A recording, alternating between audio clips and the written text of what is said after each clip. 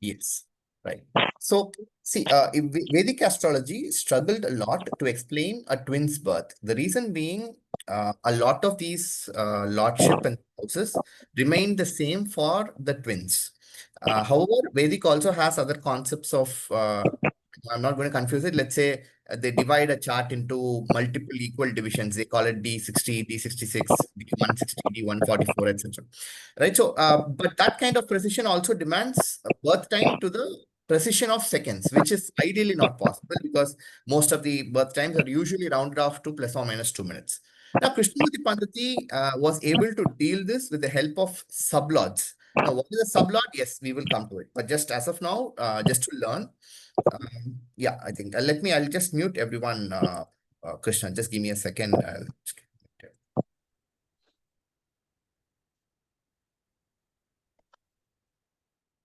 Okay, all good. I think it's clear now. Right. So coming back to the topic, so KP astrology depended on the sublords to help explain how even the twins, though having the almost a similar time of birth, plus or minus 2-3 minutes, they still the destinies were different. Now KP was able to explain this once, probably I think Krishnamurti was able to sit down, and then he was a great mathematician around the 50th, 1950s. And he devised this method using the cuspal sublords, where the entire effect is delivered by the sublords and not the planets probably occupying or owning the particular houses. Now, what is occupying, what is owning, we will definitely get into it, right? So let me just quickly start off with a short presentation on the houses. So I think the agenda for today is right, for the 2 days would be to take you through a quick refresher or a boot camp kind of a thing where I get you from 0 to, let's say, about 10% or 15% of theoretical knowledge of KP astrology, right? That's the overall idea. And just give me a second. I'm opening up the presentation.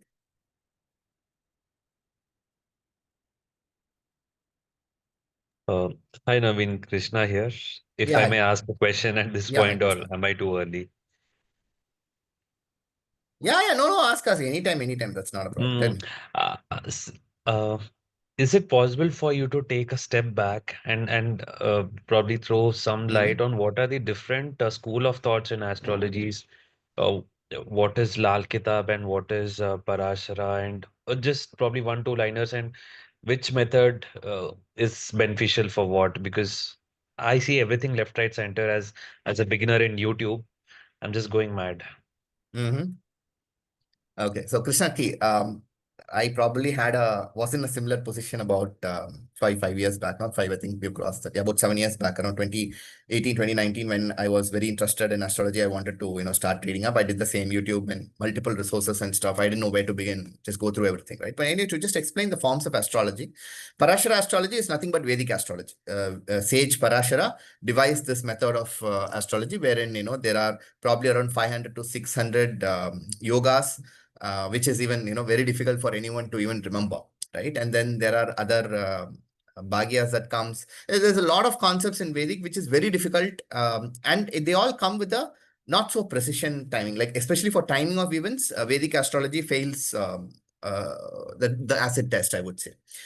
When coming next you have this Brigunandi Nadi, BNN we call it.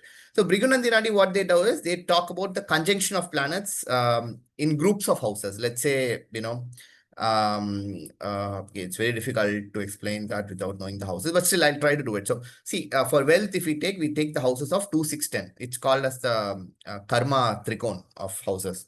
They Brigunandi Nadi takes what all planets is all in these three houses, and then based on the order of planets, it says that this is how I'm going to predict your this thing. Again, it is very good for designing remedies per se, and but not so good with timing the events and probably calculating the promise of whether an event will particular happen or not. So that's Brigunandi Nadi. And then you had asked about Lal Kitab. Yeah, Lal Kitab is largely oriented on how the planet Rahu can be controlled. Okay, so the planet Rahu is probably represented by the color red, and therefore the word Lal comes from that only. So how do you control the planet. And most of the remedies suggested so Lal Kitab is very excellent for remedies, but there is a lot of fear or misinformation that's probably spreading in the market on what is Lal Kitab, right? So Lal Kitab remedies are extremely precision oriented. Like for example, there is a remedy for piles, okay, wherein you have to take red sand in a red cloth, and the red cloth has to be about 1.5 feet by 1.5 feet. And then you need to go during a sunset time to a river bank, dig about 2 feet, put this bag with the sand inside it, and then close it. Now, if you see the mathematical precision in these remedies, and if you don't do the remedies according to how it is specified, there is a good chance that it backfires also. So therefore, Lal Kitab remedies are extremely powerful, but there is a huge potency for backfiring, wherein it's usually followed by people who want to attain extreme wealth. Let's say, probably by the Ambanis and the Adanis who have a astrologer with them who can go along with them and then do this kind of precision timing and precision whatever with the mathematics and stuff, right? So that's what is Lal Kitab is about. Now when we come to Krishnamurti Pandati KP astrology, all this is done away with, and there is extreme precision in, because it deals with the sublords change every 2 minutes, okay, whereas a Lagna Lord or someone lasts for about 2 hours. That's the Vedic astrology. The sublords change almost every, it changes anywhere between 40 seconds to about 160 seconds. In that, different planets change differently, but that's the average, rough average. Okay. So it is able to predict it with more precision, and the promise, whether it says if it will happen, it will happen. If it says it won't happen, it won't happen. All right. So that's the rough differences between these forms of astrology, Krishna. So I practice KP astrology from a very long time. Vedic, I know about 2-3% after so many years. And Bhrigunandinadi, I use it for designing remedies. Lal Kitab, no, I don't step onto that side because, being in the field, so about 4, 5, 7 years, I'm still not able to get the precision that, demands all these things. But however, for very rare cases, let's say someone has an incurable problem, some cases of cancer where, that's nothing is doable, we try to recommend 1 or 2 things from there, but then it is like it needs to be followed up badly, thoroughly, and then you need to go actually stand and sit with them. It's actually a headache for an astrologer. It's not like, someone comes for consultation, you book a slot, and then you get it done, and you talk whatever you want. No, if something backfires on the client, it backfires on the astrologer and his own family also, right? So that's the reason we need to be extremely aware of the karma and the aspects of how it has to be done in a most ethical way, right? You have to consider the guy who comes to you, the client, as your own family, or probably as your own brother, sister, mother, father. Okay, that's how the remedies should be designed. So most safest remedies are behavioral remedies. Let's say a house is going to give you going to take you to court. Let's say in a marriage life, the court is going to take you to court post marriage. So what you do is you voluntarily do a court marriage, and go to a court before the destiny pushes you to court. So that way you utilize the house's energy in a voluntary way. All right. And so when we talk about the houses now, I think that will become a little more clear. So let me just quickly share my screen and start explaining about the houses. Anyone here who's a little experienced about the houses and probably know something about it? I have a basic idea. That's it. Wonderful, wonderful, wonderful.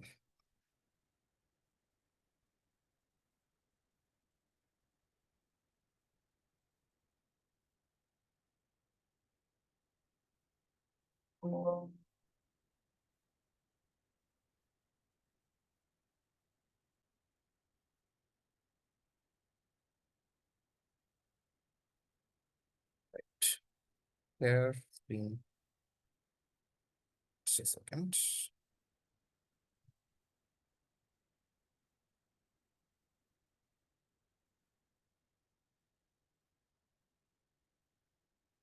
Hopefully, you're able to see my screen, right?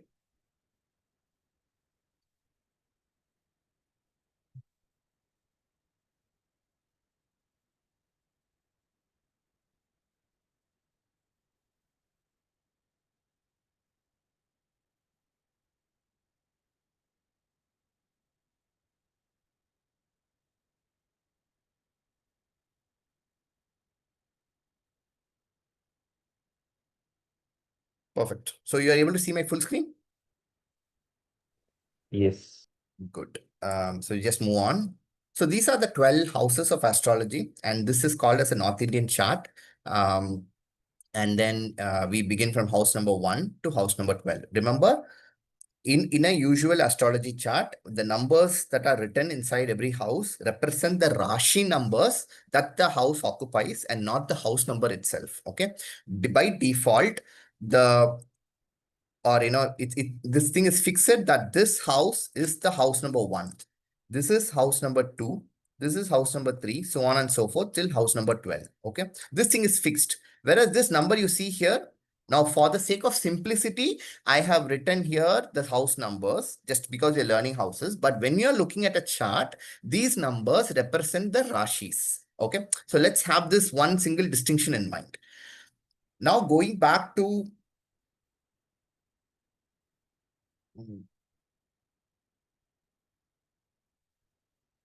okay.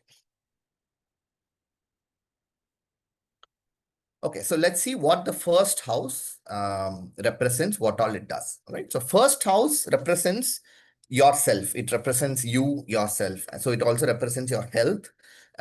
Your health also included a longevity. And as far as astrology is concerned, it can tell you whether you will have a short life, a medium life, or a long life. Short life is less than 28 years. Medium life is anywhere between 28 to 55, and that we call it as a Madhyayu. And the long life is anything above 55 or 60, 65 years is called as Dirghayu, right?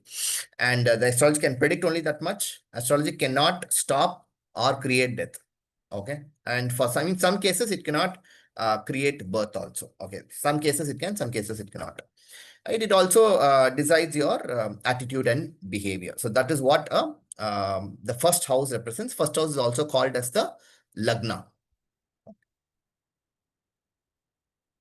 Any doubts, please pause and you can just definitely ask me. Not pause, just ping me and ask me. So the first house represents a native, behavior, habits, general health, and longevity. Second house represents the immediate next thing to you. That's your family. It also talks about anything that you can accumulate, right? So you can accumulate a lot of precious metals. You can accumulate money. You can accumulate, what do you say? Not name fame. Name fame does not come to second house. That comes in the 10th, different house, right? It also Inheritance. no, inheritance is eighth house. We'll Okay. come to that definitely. Yeah. But anything you can accumulate on your own, all right, comes to the second house, and it also concerns your speech. Okay. Coming to the third house. It also concerns your food habits. All right. Second house is also your food habits. Third house. Third house always talks about your communication. Communication could be anything. It could be TikTok. It could be Instagram. It could be you. It could be us, we talking. I mean, Krishna and I talking. For the rest of you, it will be my second house because I'm speaking and, you guys are not actually communicating with me. Not in the sense like we are not, talking back and forth to each other, right? So second house represents speech. Third house represents communication. So I hope you got the difference between what is speech and what is communication. All right. So third house represents any form of communication. Then it also represents documents, any of these government issued documents, visa, uh, admit cards, etc. Right? It also represents your courage, your self courage, third house. So for an entrepreneur, third house is very important because he needs a self courage to start and run a business. It also represents a short travel, like for example, work travels, anything within 300 kilometers, up to 300-kilometer travel is called as a short travel, and third house represents that. Fourth house represents anything that is can be man-made. Okay. And it also represents your mother. It also represents your basic education, that is up to your UG level, undergraduate level. I think that's probably called as graduation in the Western countries. And it also talks about your home. It talks about your land, property, and anything that comes from the earth. All right. So that is the fourth house. It represents your vehicles also. So man-made vehicles is obviously man-made, right? So that is also fourth house. Yes, it also, since mother comes, a hotel or a restaurant is a place where you're caressed or taken care of in such a a loving way. That is also represented by the fourth house, hotel and restaurants. Can anyone tell the difference between what is the second house and the fourth house? Second house represents food, but fourth house represents restaurants. So, can you find the difference out between two? Second house is food, but fourth house is restaurant. How is that possible? Eating habits and business, food business, restaurant maybe. Yeah, but restaurant also is food, right? No, but business, you can say the eating habit is different. I go to the hotel, I eat something, but in fourth house, maybe I do the food business. No, you go to a restaurant and have it, automatically you're entering the fourth house. Restaurant is fourth house. Why is restaurant fourth house but food second house? Or how is it possible? Can I Yeah, say? Yes.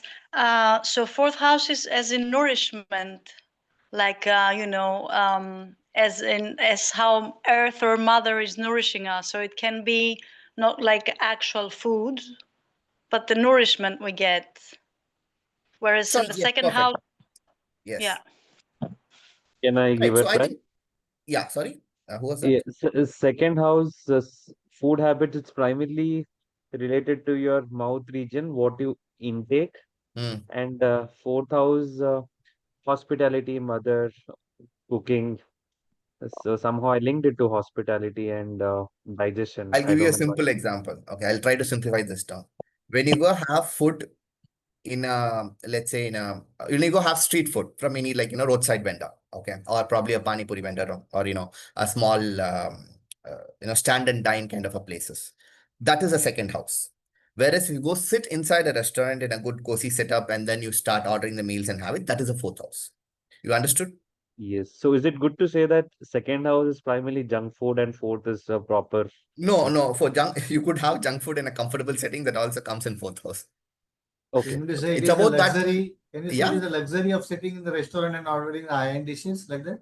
No, not luxury. You see the comfort of, when you go to a restaurant, how do they serve you, right? They almost serve you like a mom. They come to your table, they take an order. That's how exactly, traditional mothers used to. And these days the roles have been changed, Fine but dining. yeah. Not fine dining. It could be any dining where you go sit there inside and have a food. If you go and sit inside and have a food, it is fourth house. Where if you're standing outside or quickly take it and run away like a takeaway thing, Got it. all these cloud kitchens, all these are second house. Second house. Got Yes. it. Just food is second house. Food plus service becomes your fourth house. Okay.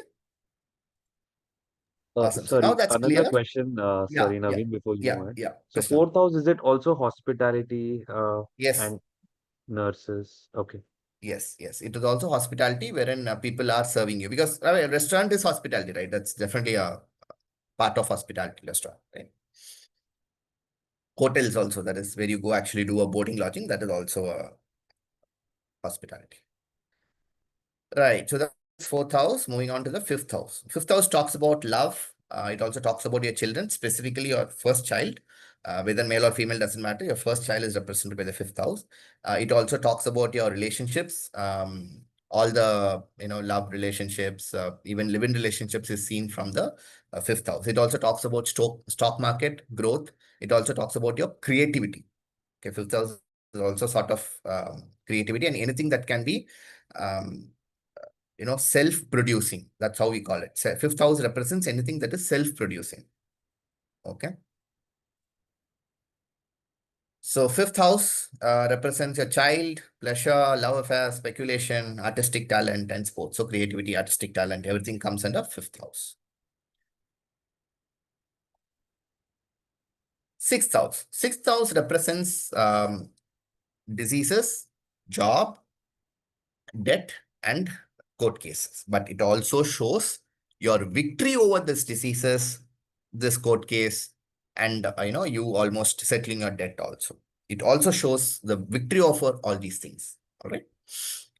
Naveen, can I ask a question here? Yeah, yeah, yeah. So why is job linked to diseases, loans, and court case under the same house? Because job is also giving me livelihood and salary, and it is not necessarily Yes, falling under the same bucket as the others. understood. So if job is giving you money for your happy life, what are you giving in turn to job? Um, I mean, my time and efforts, Okay. the And major part of my life is going towards. working for someone else. Wonderful. So isn't that someone else actually sort of sucking you dry? But I'm also getting something in return, isn't it? And that is the cycle. So, Yes, or yes. or or Yeah. if I get it right, in a way, you're trying to convey that me doing something on my own is is what what sixth No, house you intends us you to do. doing something on your own is not the sixth house. I mean, like that's a seventh house business.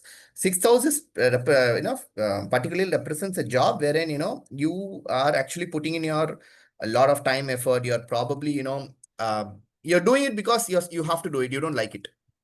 Same way like the diseases. You're healing. You're lying down. You're sick because you have to take rest because you have to take rest. You cannot move out. The disease is actually disturbing your health.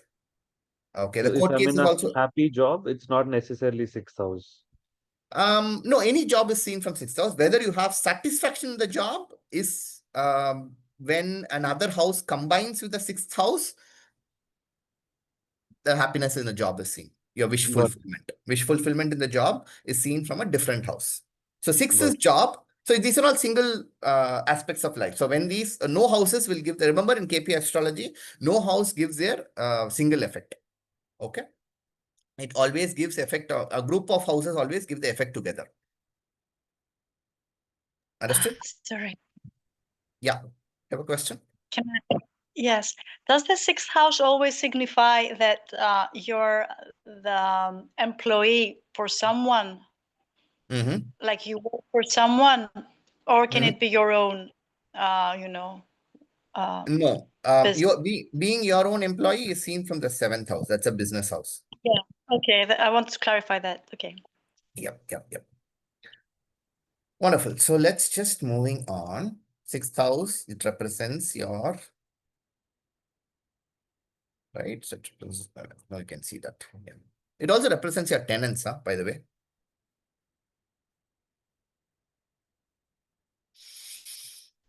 Moving to the seventh house. So seventh house represents your daily customers, which is the people who come to your house daily. It also represents a person standing opposite you.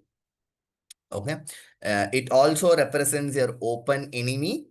I know there'll be a lot of questions here. It represents your spouse. It represents your partner in business. All right. Um, Seventh house represents all these things. Now I'm expecting some questions here. No questions? Are we sure here? Open enemy and spouse in the same house? Yeah, that's what I was going to ask. How can it be spouse, open enemy, and partnership? It is totally contradicting. Right. Um, who is an open enemy? Like, who is the enemy is known to you. He's not hidden. Okay. So, who is an enemy to you? Or what does he do to you? someone who's not aligned with us with the same thoughts or who's Okay. contradictory. Okay. Someone who might harm us physically or mentally or emotionally. Okay. Physically, mentally, emotionally. Does all these things also happen with your spouse at some times in your life? Oh, yes, quite often. So enemy is a person whom we spend a lot of energy, time, probably money also, right? That the same thing happens in your domestic partnership as well as your business partnership also. Correct? You guys are not always seeing eye to eye in a lot of stuff. You have to argue, fight, and there's a lot of energy exchange that's happening there. Okay, even metaphysically. All right. So So, can I therefore, extend the word open enemy to two more terminologies, which is colleagues and the government? colleagues and the Government. no, government is seen from a different house, not seventh house, because yeah, government does drain you in the way of taxes, but you cannot really, like see, for example, if you spend enough time on an enemy, you can probably win him. If you spend enough time with your partner, you can win him or her over. Okay, but you cannot do the same with the government. Okay.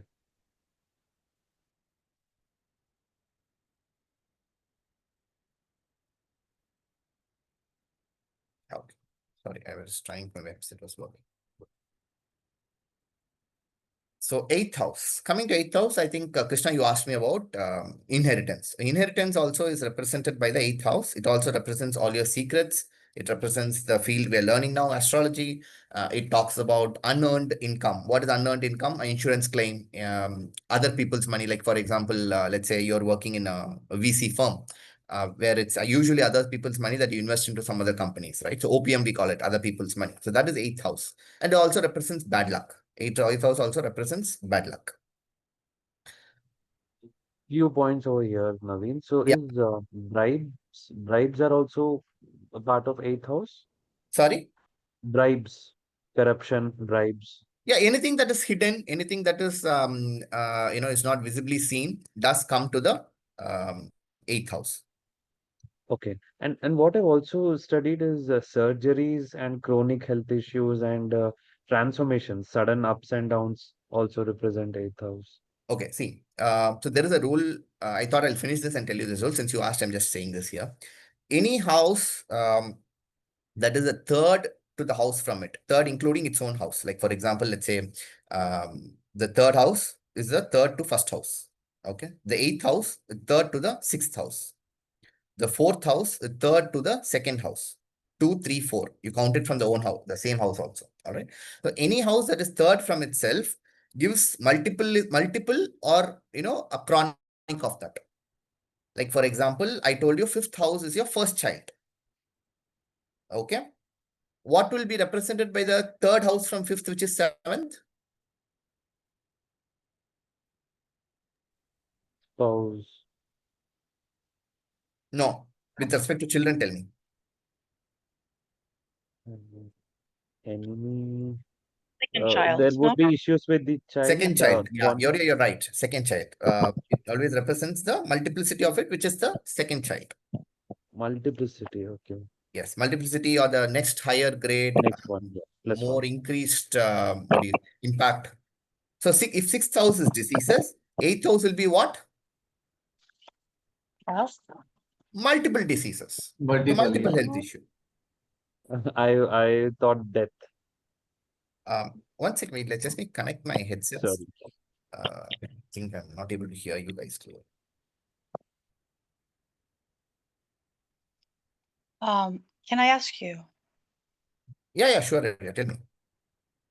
Isn't the eighth house also linked to sexuality?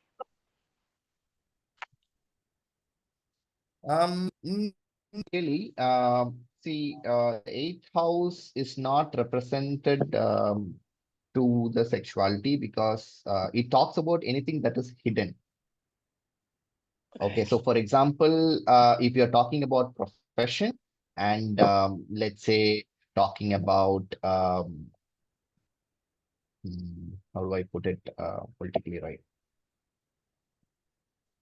We're talking about sex workers, then that thing can be seen from the eighth house because it is hidden. Okay. Is that clear? Yeah. Any kind Yes. of the bed kind of pleasures that are seen from the 12th house. We will get there. Right.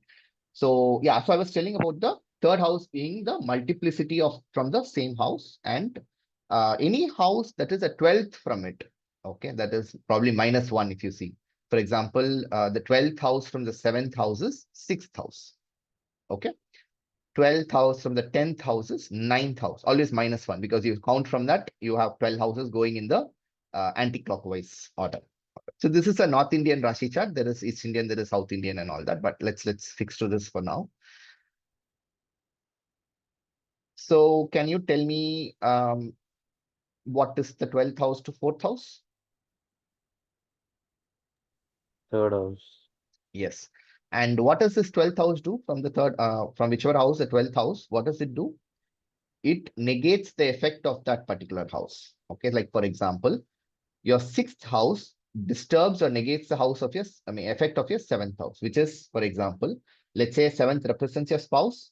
Let's say you're having an argument or a fight with your spouse, due to which house it will happen? Sixth house. Yes, the 12th from the 7th, which is 6th, and 6th house causes any arguments or fights in marriage, right? And also with any fights with your business partnership. Okay. Now, sixth house represents cash flow also. All right. Sixth house represents cash flow also. Obviously, you're doing a job, you're getting cash, right? So it represents cash flow also. Now, which house will negate my cash flow? 12th. Fifth house. 12th Fifth. from 6th, which is Fifth. 5th. Okay. Wonderful. Now we got the hold of the concept. Coming to ninth house. So ninth house is always representing a father. It also represents a guru. Guru and father same. It also represents your higher education and represents your more than spiritual activity. I'll say your puja parts, right? You go to a temple, pray and come, or you do some mantra chanting. All this comes in your ninth house. Open mantra chanting. Not, I mean, you're chanting it sort of loudly. That comes in ninth house. Okay. Ninth house is also the house of your luck. So if you have ninth house coming with let's say 6, then you'll be lucky enough to get a job or lucky enough to get a job. As ninth house also represents long travel. Any travel that is more than 400 kilometers is represented by the ninth house. Naveen, I have 2 quick questions here. Yeah. So if 8th house is the house of bad luck, is 9th good luck? Yeah, that's what I just said. Ninth is house of your good luck. Okay. Yeah. And I always get confused between if 9th house actually represents religious activities or spiritual activities. Religious activity. Okay. Okay. So for example, religious activities is since you're aligned to a religion, what do we do as per the religion is religious activities. And spiritual activities are, for example, your meditation, right? You know that, let's say, I am going to not eat non-veg. That is spiritual. You are saying that I'm going to feed dogs. That is spiritual. Okay. So these are spiritual, nothing to do with the religion. Okay. Got it. Good. And one more thing is I want to say that is, sorry, just keep in mind. Yeah.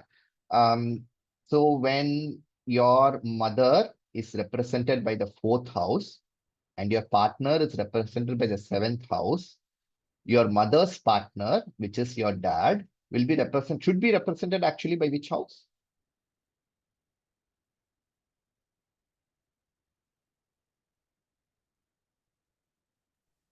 Not sure if I understood your question, but not sure if I have Okay. enough knowledge to I'll answer explain. it. I'll give a hint also. The 7th house from me represents my spouse. Correct?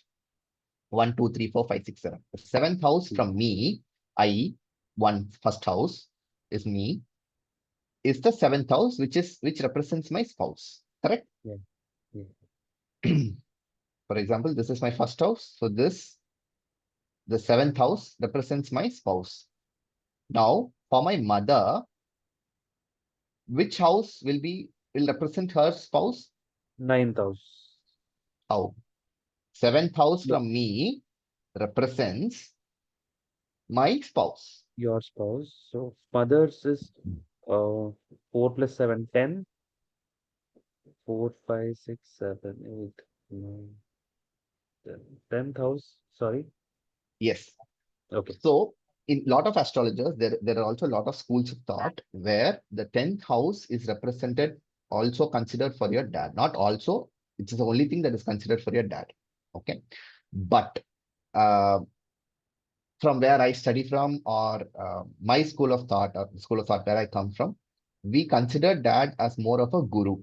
And therefore, dad is considered in the 9th house in the school of thought. There will be a lot of other schools of thought where you will find dad being represented by the 10th house. I'm sure that at least a couple of folks here would have this doubt, right? So I wanted to clarify that before that ever came up. Therefore, we take the 6th house from mother as the father.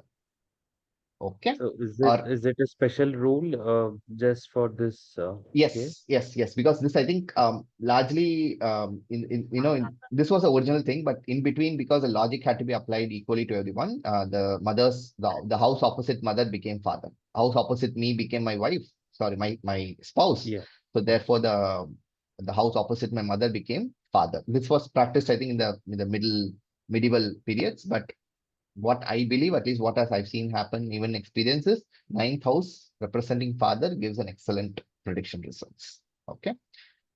Okay. Good.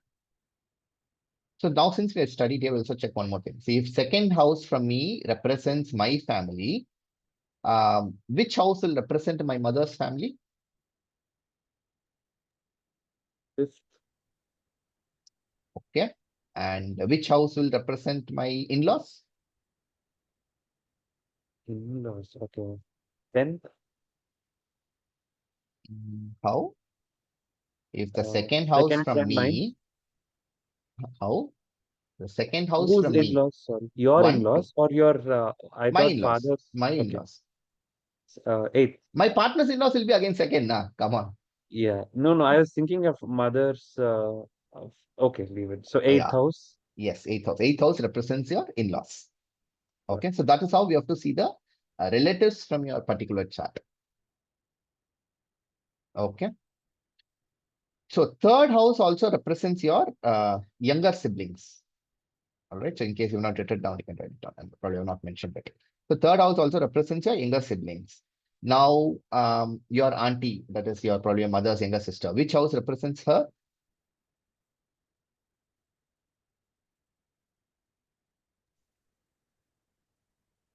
Third house from me represents my younger siblings. Which house will represent my mother's younger sibling? 6th house. 7. Sixth. It's 4, 5, 6. The third house from fourth. 4, 5, 6. Okay. Third house will Yes. represent my mother's sibling. Same way, which house will represent my father's younger sibling or your uncle, younger uncle? 11. 12. 11. Not 12, 11. Yeah, it's 9, 10, 11. You have to count the house itself also. 9, 10, 11. Okay, so 11 is your Okay. father's younger sibling. 11th is also your elder sibling, your own elder sibling. Okay, so we'll come to that now. So moving on to the 10th house. So 10th house represents the government. It represents your name and fame. It represents your career.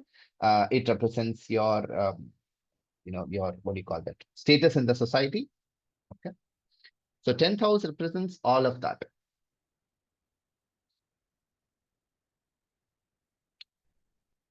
Right. Moving on to the 11th house.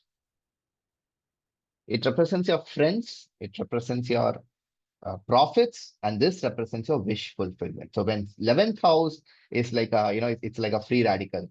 When 11th house comes with any of your positive houses, the wish fulfillment with related to that house will happen. Let's say 11 comes with 6, you have a job fulfillment. 11 comes with 7, you have a fulfilled marriage life. 11 comes with 5th, you have a fulfilled childbirth, or your childbirth is fulfilled. 11 comes with 4, your property buying is fulfilled, right? So 11 is a house of fulfillment. It can come with any house to give a very good positive. Okay. Yeah. Naveen, I'm just trying to understand the gains here versus the wealth accumulation we've seen in the other house. I think second house, if I'm not wrong. So Yes, that yes, is yes. with hard work. And here I'm assuming it is investments or or No, stocks. 11th house is gains from any activities. Your profits from any activities, your wish fulfillment from any activities. Okay. Yes, second is accumulated wealth. So for example, let's say you get profit, that is 11th house. You put that profit into your FD, that is second house. So friends and gains being in the same 11th house, is it vaguely representing an in extrovert? Ex No, not Nothing like necessary. that. Not Okay. necessary. 11th does not represent an extrovert. Extrovert is represented largely by the third house. Why? Because it represents communication. Okay. Okay. So it is compulsory for 11th house to be associated with some like for job, property. Then only it will get fulfilled, or not necessarily 11th house should Wonderful. be I think there. you have learned KP astrology, Sagar. No, I'm just asking. You've learned it. I think that yes, you're right. Whenever 11 comes with any of the houses, positive houses, yes, that houses, whatever wishes that will get fulfilled. Okay. Sorry. Yeah, you're When right. you say the 11th house will come with the 5th, for example, then you'll have Childbirth. fulfillment maybe with your children or something. Yes. Yes. It's something that we're going to understand later, like how can we Yes. correlate? Yeah, Okay. definitely. I'm just telling you for now, just understand what each house stands for. Because when we do the scripting, that's kind of very important. That is right. Okay. Right. So yeah, it represents your happiness, prosperity, social life, friends, gains, hopes, wish fulfillment, everything is represented by the 11th house. Coming to the 12th house. Now, 12th house, many of the people scare you. but it's nothing to be scared of. 12th house simply represents anything that is foreign to you, anything that is alien to you. Okay. Anything that it's a world in its own self. Like, for example, you are staying, you are, let's say you are a native of Kashmir and you have moved to Kanyakumari. Okay. Everything is new to you, right? The custom, culture, people, language, food, everything is new to you. It's almost an alien land. That is a 12th house. Let's say you are relocating to a foreign country. That is 12th house. Let's say you've been prisoned because the whole world is completely cut off from the other thing. It is 12th house. Hospital, again, you're alone, isolated. It's again a new world on its own. So again, it's 12th house. 12th house also represents your bed pleasures. It also represents your sleep. It also represents your moksha. It also represents your spirituality. Why spirituality? Because let's say, for example, meditation, you go sit in the meditation, what happens? You completely forget the world around you. You're just, observing your thoughts. Let's say you're doing mindfulness meditation and, you're just observing your thoughts, how they flow. And, you almost forget the world outside it exists. And therefore you create a world within when you're meditating. So that also is associated with the 12th house, right? So now that we have covered all the 12 houses, right? Was I too fast? I think, yeah, we spent about an hour. It's good. No, I think it's pretty well curated. Yes. So there are a Also lot of good things choice other. of images, especially for 10th house. Thank you. So I think the houses per se will come to you in practice. There's nothing about remembering or mugging it up. In a way, you see, this is actually the cycle of everyone's life. You're born, then you learn to speak, you associate with a family, then you have the courage to go outside, start walking, probably start doing short journeys. You start walking, going here and there. Because you're a kid, going from a living room to a dining room is a short travel for the kid, right? And then, comes your mother where, you have a property, house, and you expand that. Then comes your child, then comes your, job and so on. So I think in a way, this is how a life flows through. Not child, sorry, love comes first, and then it is job, and then it comes your spouse. And because of spouse, you get the kid back again. So yeah, it just feeds into it, right? So this is in a way, a person's life is generally taken through during his lifetime, right? So that is how the 12 houses play a role. Wonderful. So any doubts, any questions here with the houses? I think the relatives with respect to houses might have a little confusion, if I'm not wrong. I have one question, Navi. Yes. Which of these, I'm just looking at first house again, so which represents me or an individual, Mm-hmm. but which of these houses get into details of the physical body, mental body, and the emotions of a person? See, okay. See, anything that is related to your own single self, your emotions, your physical body, everything is represented by the first house only. All right. But however, if you ask me, a person is depressed, which house do I see? Okay, so I probably missed this point out. See, astrology, KP astrology has 3 levels. Okay, first is the house, next is the planets. Okay, then comes the Rashi. All these 3 together give effect on an individual. Okay, so the house is the one that gives second most important effect. Rashi gives the topmost effect, and Rashi and house are almost the same. Like, for example, your first house, Rashi, and first house give the same effect, represent the same things. All right. If you want to write down, you can write down this also. Your first house or first Rashi represents the regions up to your forehead, up to your eyebrows from your head. That is represented by the first Rashi or first house. The second Rashi or second house represents the region between your eyebrow all the way just down to neck, just the neck region. Okay. Your third house or third Rashi represents your shoulder region. We say, right, show my courage. Like, that's how we show it. That's how probably if you see WWE, that's how the wrestlers show their thing. So it shows your courage. And third house represents the parts up to your upper chest. Right? Fourth house represents your the center of the chest, your heart regions and stuff. Anything to do with even the literal word of heart, that also is represented there in the fourth house and fourth Rashi. Fifth, the lower chest. Sixth is the upper abdomen. Seventh, lower abdomen below the navel. Eighth is your the waist and the reproductive regions, the reproductive parts. ninth, below that, the upper thigh. And the thigh also is ninth. And 10th is your knee. 11th represents your shin bone or your calf bone. And 11 represents your ankle. 12 represents your feet. Okay. Sorry, did I say that correct? 10th is your knee. I said it correct, right? 10th represents your 10th Rashi or 10th house represents your knee. 11th represents your calf bone. 12th represents your ankle and your feet. Clear, right? I hope I did not confuse. Vaguely remember saying something else. Okay. So this is how the Rashi and the house are represented by the body parts also. Now, coming to... Okay, now we are done with houses and Rashi, both are same. Now let's look a small thing on how the planets what planets represent, what they mean, and how do they influence our lives.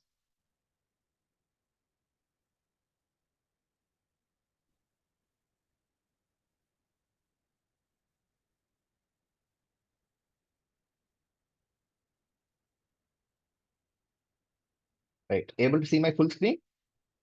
Good. So we have 7 planets as such. 7 physical planets are there. Obviously, Sun, Moon, Venus, Jupiter, Mercury, Mars, and Saturn. Uranus, Neptune are not considered.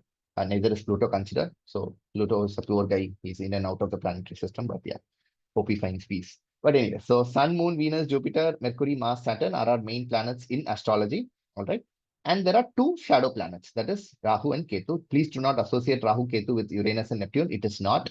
Rahu is called as the north node and Ketu is called as the south node. It is an imaginary line that is drawn between the sun and earth.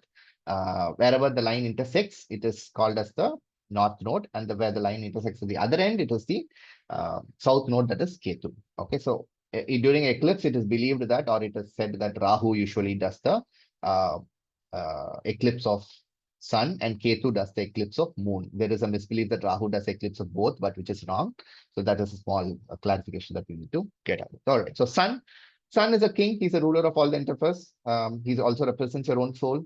Moon represents your mother. He represents your emotions as well. Venus is always about money, the minister of finance. He is also called as Shukracharya, who was the the sage of the Rakshasas, the demons, in other words. Then there is Jupiter, who is the god of wisdom, obviously, and he's also the minister for the council for the king. And Mercury is the Raja ki beta, so the prince. And Mars is the commander of the forces that the king owns. Saturn represents all the laborers, all the servants, and so on. Right? So this is how the planets are distinguished. I will be a little quick in this, so because there is not something that is really you can analyze or pick from this. This presentation, I think, you can have whenever you want. You can refer to it. Slowly, you'll get the qualities imbibed into you. So that's how it took me about 3 months to imbibe it, but I'm there. Yeah. So sun, these symbols are largely used in remedy. So this is a symbol for sun, astrological symbol for sun. And the sun represents orange color largely. Red is given to Mars, but sometimes red also. Orangish red is sun. Represents your father, represents your bone, represents your immunity. It represents your heart also. And of course, career, leadership and confidence. Courage is not largely given by sun, that is given by Mars. Deity, friends, enemies. Now, friends and enemies, it is not two-way. All right. Mostly it is not two-way. Like, for example, here, sun is a friend of moon and moon is a friend of sun because obviously it's Raja and Rani, that is your queen and king. But it is not the friendship and enmity is not reciprocal. When the planet comes to planets, mostly it is reciprocal, but sometimes it is not reciprocal. All right. And Mercury is neutral. Sun has its own Rashi, which is Leo. Gender is male. Animal and birds. Disease element. So I'll be quickly going through this. If you have any doubts, please ask. You can interrupt and ask. Yeah, Mars, again, the symbol is a symbol. It's a male symbol. Mars is the army commander, gives the red. He gives you aggression and courage. He also represents the blood in your body. He also represents the piles problem I mentioned about is given by Mars. Therefore, the red soil remedy. And deity, again, Hanuman or Lord Muruga. and own sign is sign number 1 and sign number 8, that is Aries and Scorpio. Appearance, disease, yes, all that. There. Yeah, Krishna, I think you raised your hand. Go ahead. Yes, Naveen. I was just trying to understand the backstory based on which the friends or enemies of each planet are derived. Is it on the mythological basis or? Yes, yes, yes. It's on a mythological basis. Like, for example, why does Mercury not agree with Jupiter? Because Mercury is the illegitimate child of Jupiter's wife. Okay, so Jupiter's wife, let's say, had a Mata Tara who had a a relationship with Moon, and they had a son which was Mercury, and therefore Jupiter did not agree to it. And Jupiter did not agree to it, and therefore Jupiter and Mercury are considered enemies. All right. Same way, when Moon and Sun, obviously the king and queen, right? When Moon was tired of the Sun, had to go to forest for a while. There, she created her twin called as Chaya Devi, and then Chaya Devi came back, lived with Sun for a while, gave birth to Saturn. And one Sun came to know about this thing, that this is not the actual moon, but a twin of her. He got enraged, and therefore Saturn and Sun are opposite. They don't agree with each other. They are like enemies of each other. So these are some mythological stories. Yes, you're right. They all come from the mythological. There is a good number of stories behind it. I don't think we have the time for it now. Probably, No, we'll no, do that's it. fine. I think Yeah. my question was, which means they're always hard-coded. They don't change based on any transits or No, dasha. no, no. Okay. These are hard coded. The permanent friendship and permanent enmity is hard coded. There's something called as temporary friendship and temporary enmity, which is largely used in Vedic. That is the Okay. Parasara horoscope. I mean, sorry, astrology. Yeah, Thank you. awesome. So yeah, coming to moon, symbol is the moon. This is a symbol. Remember that whenever you're using a remedy for a symbol for a moon, the moon has to be open upwards, not downwards, because this shows a waxing moon. Waxing moon and not a waning moon. Okay, so never draw a waning moon. Or a simple circle also is fine for moon. Whenever you're drawing for any remedy, simple circle also will be sufficient. Yeah, CH planet, it represents the color white. It represents water. It represents anything that is in motion. Like, for example, Mars represents your blood, but the movement of blood is represented by moon. Okay, let's not get into that complication. We'll come to it when we deal the health chapter. Right, so these are the brief. I'll share this PPT with you, so not to worry. This and the house PPT also. In fact, I made a very good presentation for house for you to remember easily. Mercury, the symbol is this. He is a prince, and therefore he's represented by green color. He's also called as the planet Budh. Budh roughly translates to intelligence, again, your brain, your power. So Mercury gives that. He's more of a business planet. He's a very young planet. So then, yes, and its gender is unicorn. It's not considered male or female, Mercury. Cool. Yeah. So, Yeah, you're I right. didn't catch which deity is related to the moon. Like Vishnu is with for Mercury Yes. and Moon is also represented by the same Shiva deity, which represents sun as well. Shiva. Okay, Yes. thank you. Because Shiva wears the crescent on his head, right? At least, yeah. Lord Shiva wears a crescent on his head, so therefore, you can remember that easily. Okay. So Mercury, yeah, it's represented by Vishnu, and Venus, symbol is that a female symbol. Venus is a female planet, represents any Devi, that is any Lakshmi or Devi. Even Vaishnav Devi is represented by Venus. Gender is female. Whenever Venus comes, there is luxury, there is good looks. So whenever Venus comes as your seventh cuspal sublord, I'll be talking about cuspal sublords. I'll tell you what it is, how to do predictions and stuff. It is, you'll have a partner who is very good looking. Or if you have fourth house cuspal sublord is Venus, you'll have a very beautiful looking house or very luxurious house.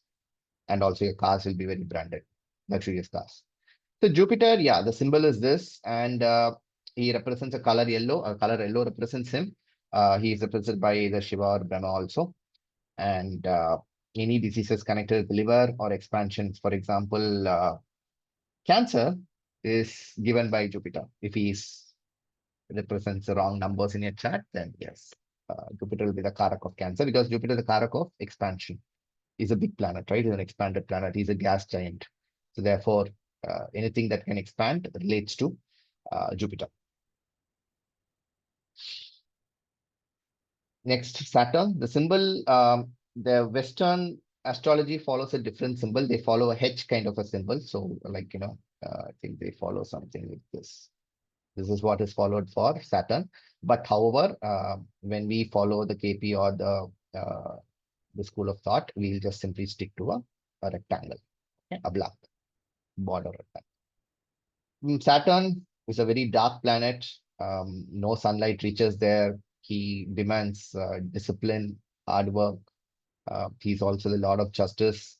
He always comes back to collect his dues, right? So that is about Saturn. Difference the color black.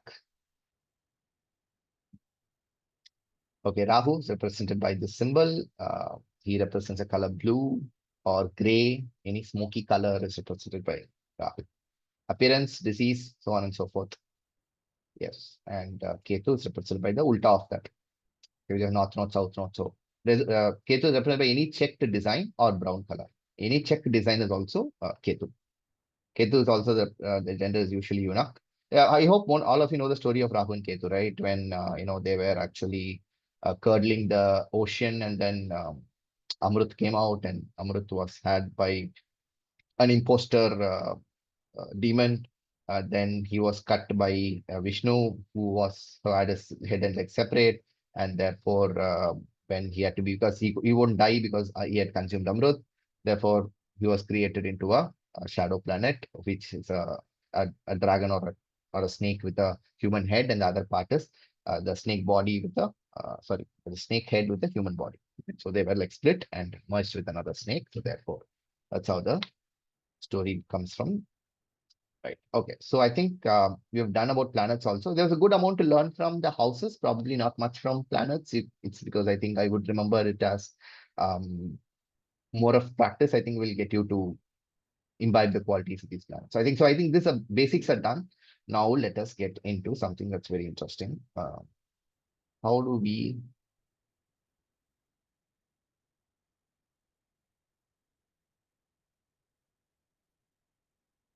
predict, right? So I think let's pick up some chapter. All right, wait, let's first little more basics of Sorry, Naveen, would you be Yeah. also doing science?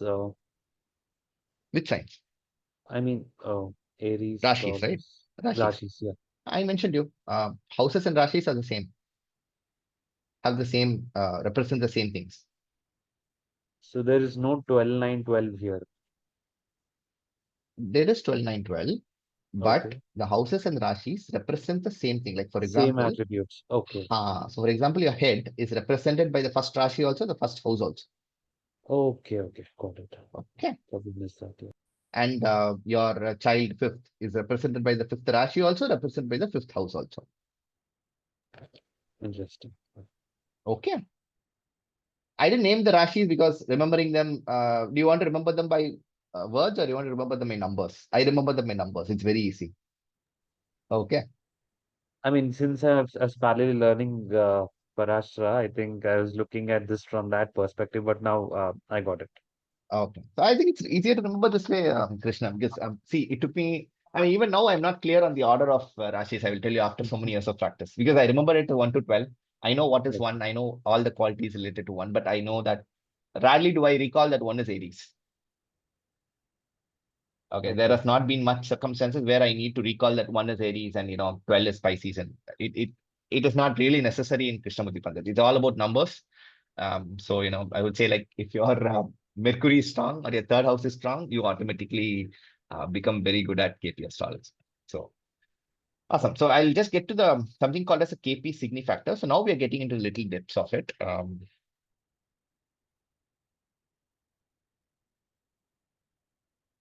Right, you can see my screen now. Sorry, I don't have my tablet for today, so you'll have to bear with me. I just have a recorded notes from another session.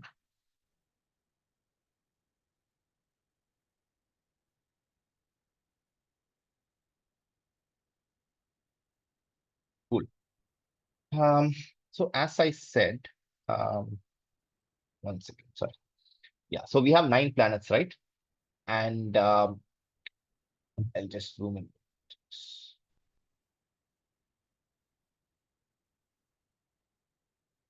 Give me a second.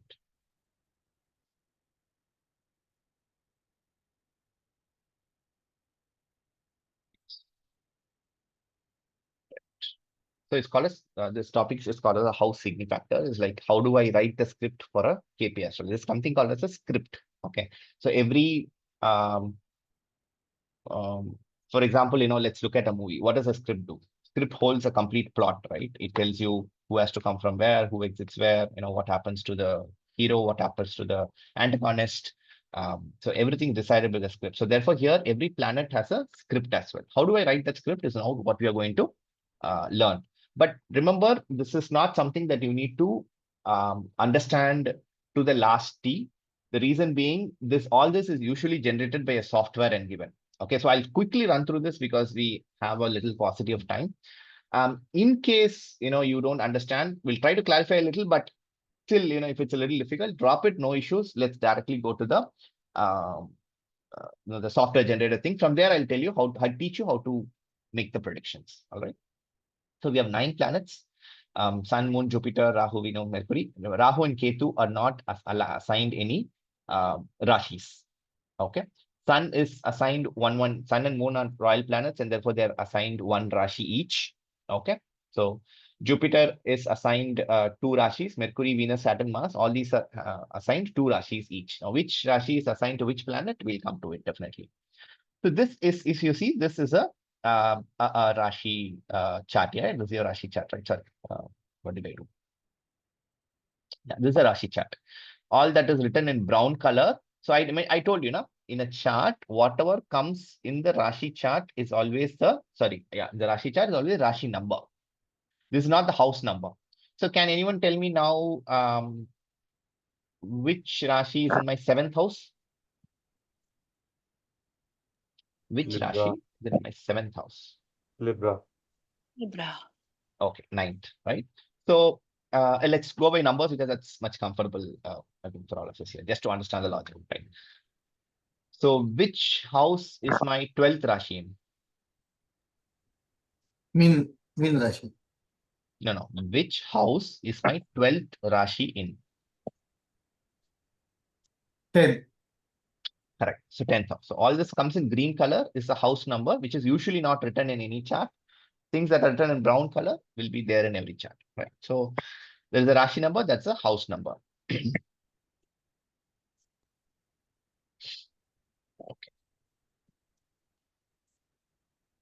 Basically, houses remain the same. The Rashi keeps on moving. Yes, house remains a constant. The Rashis keep changing. You're right.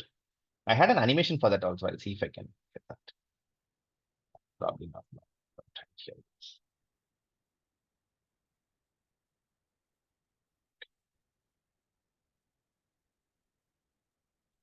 So these are the ownership of the Rashis for the 1 second.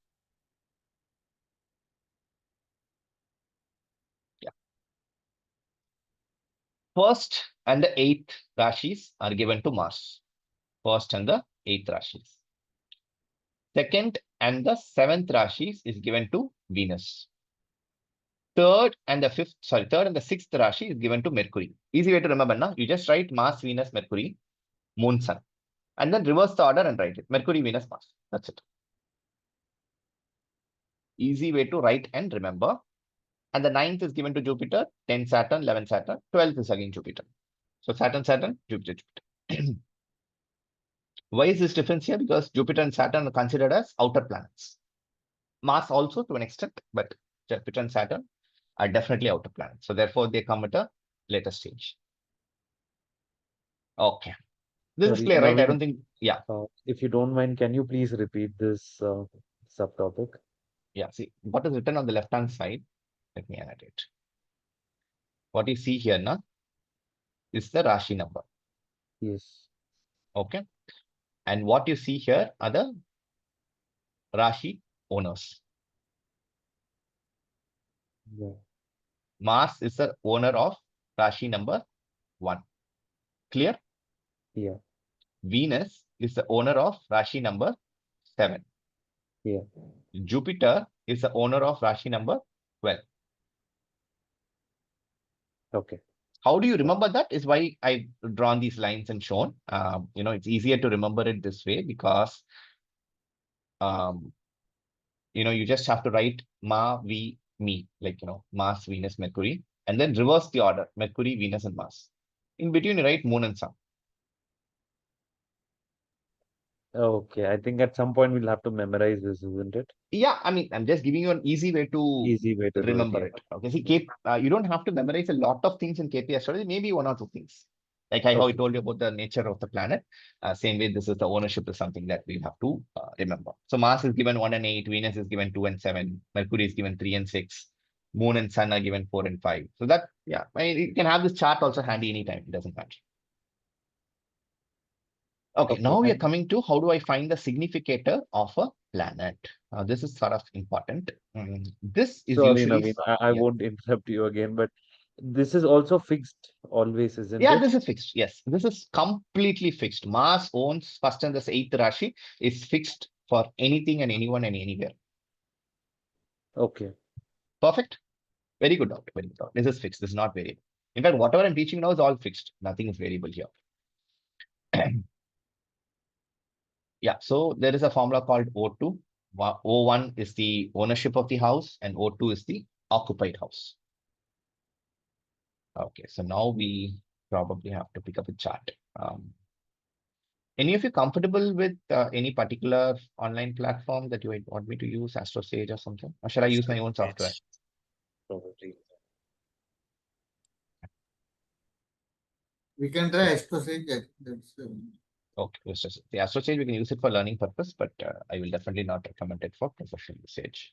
But anyways, just give me a second on the AstroSage.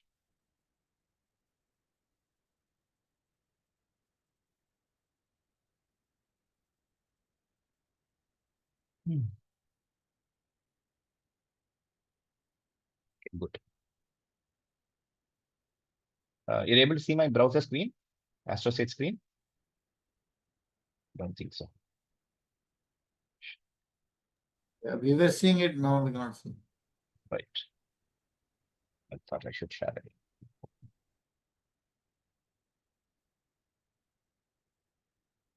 it.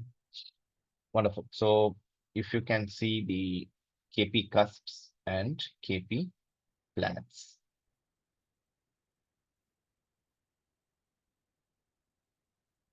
So as of now, these two is what is important. These three, in fact. Okay, your KP cusps, your KP planet signification, and your KP planets. All right.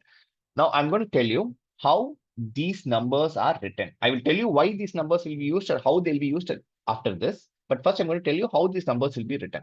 Okay. So this is, I think, probably my chart only. So yeah. So like, for example, let's say we have to write the numbers of sun. So sun, what is written here? 4. Okay. How did that 4 come? Okay. So what is the rule for writing sun's this thing? You have to write the ownership of the house. Second, you have to write the occupied house. This is remember this O2 rule, ownership and occupancy, ownership, occupancy, right? And you have to write this from the KP Nirayan Bhava Chalit chart. It's not from the Rashi chart. This is your Rashi chart or Lagna chart. You cannot write these numbers from here. You will have to write it from the KP chart or KP Nirayan Bhava Chalit chart, the Nirayan Chalit chart or Bhav Chalit chart. Okay. Bhav means house in Sanskrit or Hindi. Is that clear? So now I'm going to tell you why sun gets 4. What is the formula? Ownership and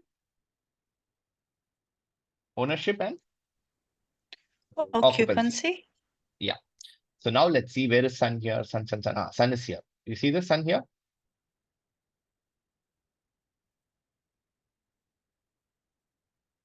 See sun here, right? Now tell me which house is sun occupying? 4th. 4. So I write down 4. 1 second. I'm having a problem with the sanitary. I write down 4. Okay. What is the formula? You have to also search for which house it owns. Which house does Sun own? How do you find that? You go back to Rashi. Which Rashi does Sun own? Fifth Rashi, correct? Yeah. Where does fifth Rashi come here in the Bhavchalit chart? Look carefully. Where does number 5 come here?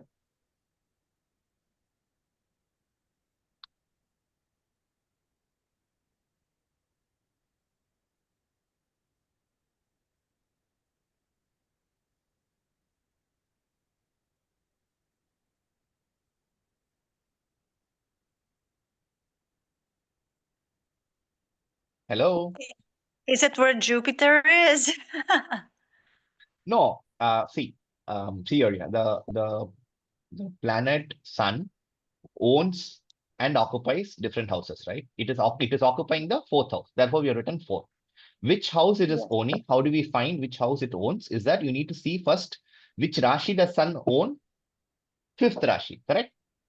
Now you have to Yes. see in which house does the fifth Rashi come in. Because these Is- are all is- Rashi numbers, right? Written in various houses. So where does number 5 come here? Is it at number 10? Or Number 10 has number 4. Look at this chart. The Nirayan Bhava Chalit chart. Don't look at your Lagna chart. Look at Acha, this okay. chart. Yeah, look at this Ah, chart. Where does number 5 come? and Ketu? No, In? don't understand. No. Yeah, this is a problem with Astrology. Please ignore the bracket numbers. This just means something else. Okay. Just ignore the bracket numbers. Just look at this numbers over here. Okay. Okay. Only look at the Rashi numbers. There is These are no Rashi number numbers. 5. There's no number 5. Okay. The reason I'll tell you a little later, it's a theoretical calculation because the cusps are not equally divided. Okay. So therefore, not all cusps may get each Rashi. In the Lagna chart, you will get one house will have one Rashi, but in Nirayan Bhava Chalit chart, you don't have some houses may not have the different Rashi. They'll have repetition of Rashi. Therefore, 5 is not there. Therefore, Sun, the number is only 4. Now let's look at some planet which has a lot of numbers. Then we'll get an idea. Let's take Jupiter. Okay. Jupiter is giving what? 3, 4, 5, 7. Correct. We'll verify how Jupiter gets that. What is the formula? Ownership and O2, right? O2 is the formula. Ownership and occupancy. Ownership and occupancy. So let's look at the Narayan Bhavachalit chart. Ignore the numbers in the brackets. Let's look at only these numbers. Tell me which house is Jupiter owning. 7. 7. Okay, sitting. Okay, first you're telling about occupying. Okay. Jupiter is occupying the 7th house. So we have Yeah. written 7 here. 7 is written here, correct? Yeah. Right, awesome. Now, what is the second part of O2? O1 is occupancy. O2 is what? Rashi owner. So which all, not Rashi owner, house owner. House owner. Okay, so which all houses does Jupiter own? The ninth house? How and why? We have to go to that your chart which you are drawn. Let us go back Yes, there. wonderful. Thank you for asking. Gone back Yeah, yeah. here. 9 Okay. and 12. 9 and 12, what? This is what? 9 is what? 9 is Rashi. Yeah, good. So now how do I find house owner? I think 1, 2, 3. 3 and 4, 5. 3 and 5. Awesome. So we already had 7 here. Now we have written 3 and Then what is that 4 then? yes, that I will tell you. Okay. So 3, 5, 7, right? We have written the script. Clear? Yeah. As of now, hold this, keep this 4 on hold. I'll tell you where this 4 came from because it's just next concept that I'm going to build. So 3, 5, 7 is done. Now let's go to, let's say, who wants to try Venus? Who wants to try Venus? How do we write the script? Clear explanation. Who wants to try? Anyone? We all make mistakes. It's okay. Come on, let's make a try.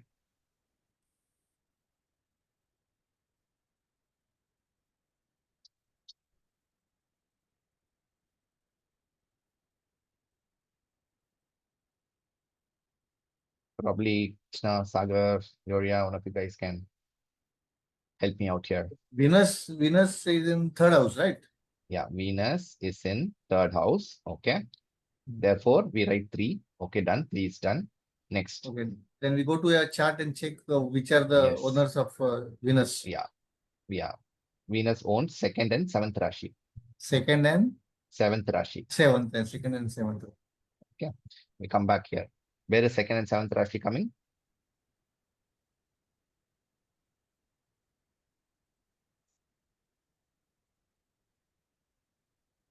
Second is seventh is 12. Okay. Second is 7. Okay. So we have gotten 3, 7, and 12 we have got. Correct? Yeah. Awesome. But why Now- are the other numbers showing? Yeah, that's the next concept I'm coming to. I just wanted to make this concept super clear before I jump there. Okay. Anyone else wants to try one more thing? Just to be sure.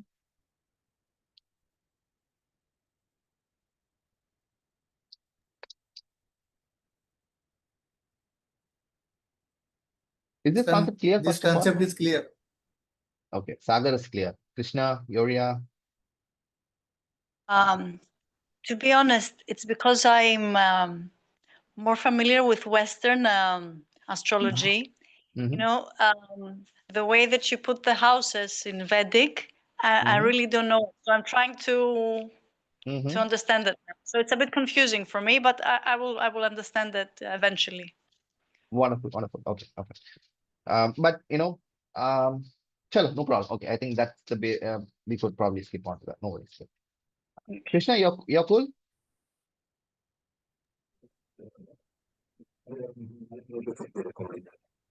Hello? Couldn't hear you, Krishna. Your, your voice is muffled.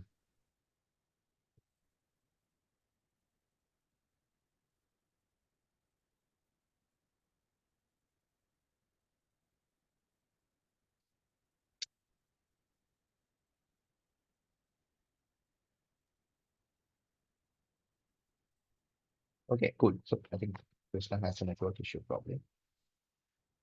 Right. So we quickly jump to the next concept is for every planet. All right. So this is a KP planets table, right? So every planet there is a Rashi Lord. Okay, there is a Nakshatra Lord, there is a Sublord, and there is a Sub-Sublord. Okay. Hello, Krishna. You're fine now? Krishna is disconnected or what? Yeah, I'm Yeah, back. I had to reconnect. I was telling that I might need to recheck the recording and I might be clear with O2 application. Okay. No worries. See, that's why I said don't worry much about it because this is anyway software generated. So this number is already given by the software. You don't have to, write this again. You just have to ensure that you're able to read this properly. All right. So since I started it, I'm completing it. That's all. So every planet has a Rashi Lord, Nakshatra Lord, Sublord, and Sub-Sublord. All right. Now, what is all these things? Probably a little later. Okay. So where is Sun sitting? That Rashi's Lord is Saturn. All right. So Sun sits in the 10th Rashi, right? So 10th Rashi Lord is 10th Rashi Lord is Saturn. Therefore, Saturn is the Rashi Lord of Sun. Now, which nakshatra does Sun sit in? That Rashi nakshatra Lord will be Rahu. And which so nakshatra Lord you don't have to memorize. So that's why I didn't want to get to there. Just remember this thing. Every planet has a Rashi Lord, nakshatra Lord, Sublord, and Sub-Sublord. All right. So in this, just give me a minute.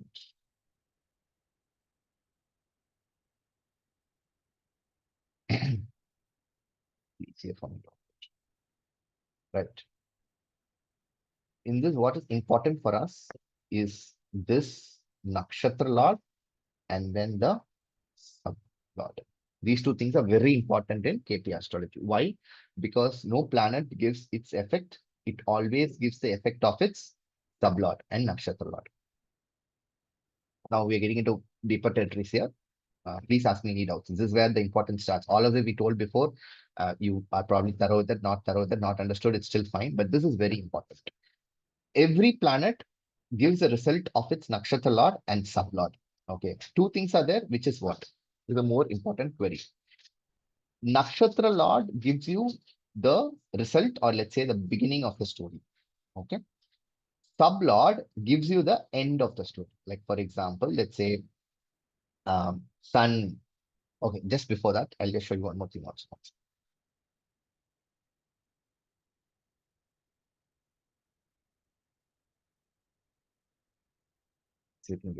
You see these cusps is also the same. You see 1 to 12 cusps here, right? 1, 2, 3, 4, 5, 6, 7, 8, 9, 10, 11, 12. You see 12 cusps, nothing but 12 houses.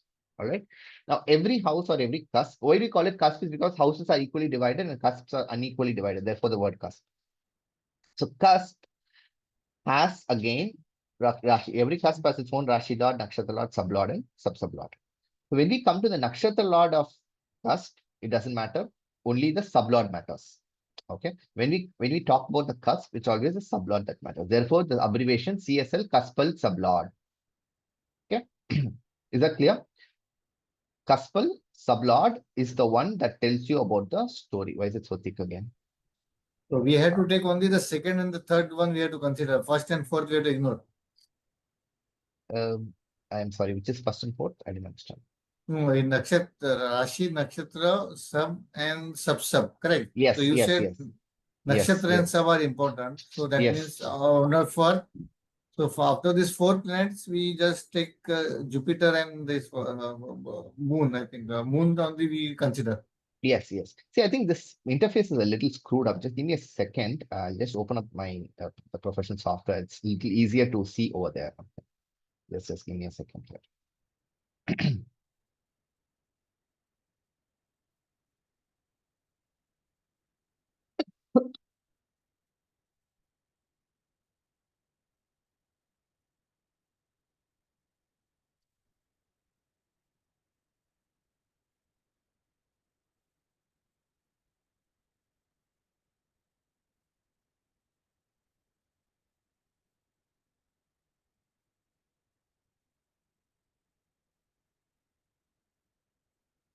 Right off. Okay, able to see my software screen, right? Yes, we can see this. Much easier, yeah, much easier thing to use. Okay, now you see the cusps. This is a cuspal portion. First to 12th is here. Then you have anywhere. So you have this sublot. So what matters importantly is this sublot here. Is the most important thing. Every result in KP astrology is delivered by the cuspal sublot. Okay, this is variable. This changes with everyone's chart from minute to minute. This cuspal sublot changes every 2 minutes once. Therefore, the accuracy with the prediction. What if I don't know the birth time properly? Don't worry. There's a method called birth time rectification in KP. When you learn that, you can accurately predict the birth time of that particular person also. Correct the birth time of the person. Even if he doesn't know the year also, we can, get the year. All right. So year, time, month, everything can be corrected. Don't worry. So the cuspal sublot. So who is the first cuspal sublot here? Mercury. Clear? Who is the sixth cuspal sublot? Moon. Who is the 10th cuspal sublot? Saturn. Now, we are going to link this cuspal sublot to the planetary position table. I'll tell you how. Like, for example, okay.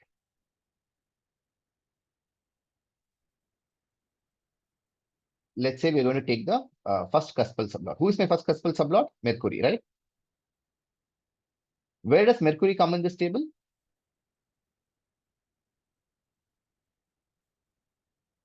Here. Who is the star lord of Mercury?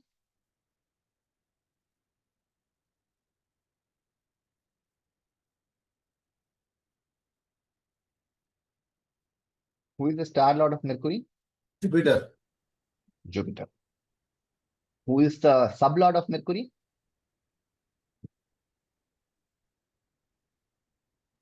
Saturn. Good. Now you need to write a script. Okay, how do I write a script? Is something like this. Okay, let's please give a second. don't have any free space here. Okay, I'll use this space here. Right, so there are 3 levels of things. Okay, first, wait 1 second. Let's see. Naveen, probably what's running in my mind is Hmm. I feel a little lost, probably due to too many terminologies. I don't know if it's Hmm. because probably my first class, but just fundamentally, I'm trying to understand what is a cusp because from the little info that I have from the modern astrology or whatever, it's overlap of two different things. So Hmm. is cusp holding the same meaning in KP as well? It means the same, yes. KP astrology means cusps. Why? See, cusp is nothing in the house. Cusp, let's say for now, cusp and house, the terms are interchangeably can be used. Okay. When I mean first cusp, which is first house. Okay. Is that clear, Krishna? So, for example, let's say I want to know about my wife. Which cusp will I see? Or which cuspal sublord will I ask? 7. 7th. Who's my 7th cuspal sublord? Libra. Who's my 7th Sorry. cuspal sublord? Venus. Venus, right? So that's it. Yeah. Cusp and house can be interchangeably used. Now, have you got the concept right? Yeah. Superb. Okay. That's how Great. simple KP is. All right. So that I understand. I think where you're coming from. It's fine. Let me share the screen. So, Ramesh skipped a step. Let me take a step back and try to explain this part. So how do we read a script? Okay, or write a script first. So once you've written those numbers, you saw those numbers, right? 2, 3, 4, 7, 3, 5, 7, 12, and all. Let's assume for now, you told me 7th cuspal sublord is Venus now, Krishna, right? Yeah. So this is the cuspal sublord, the sun. Let's say my cuspal sublord of some cusp is sun, or my Yeah. house lord, whatever, is sun. Its nakshatra lord is Mars, and its sublord is moon. Okay. Okay.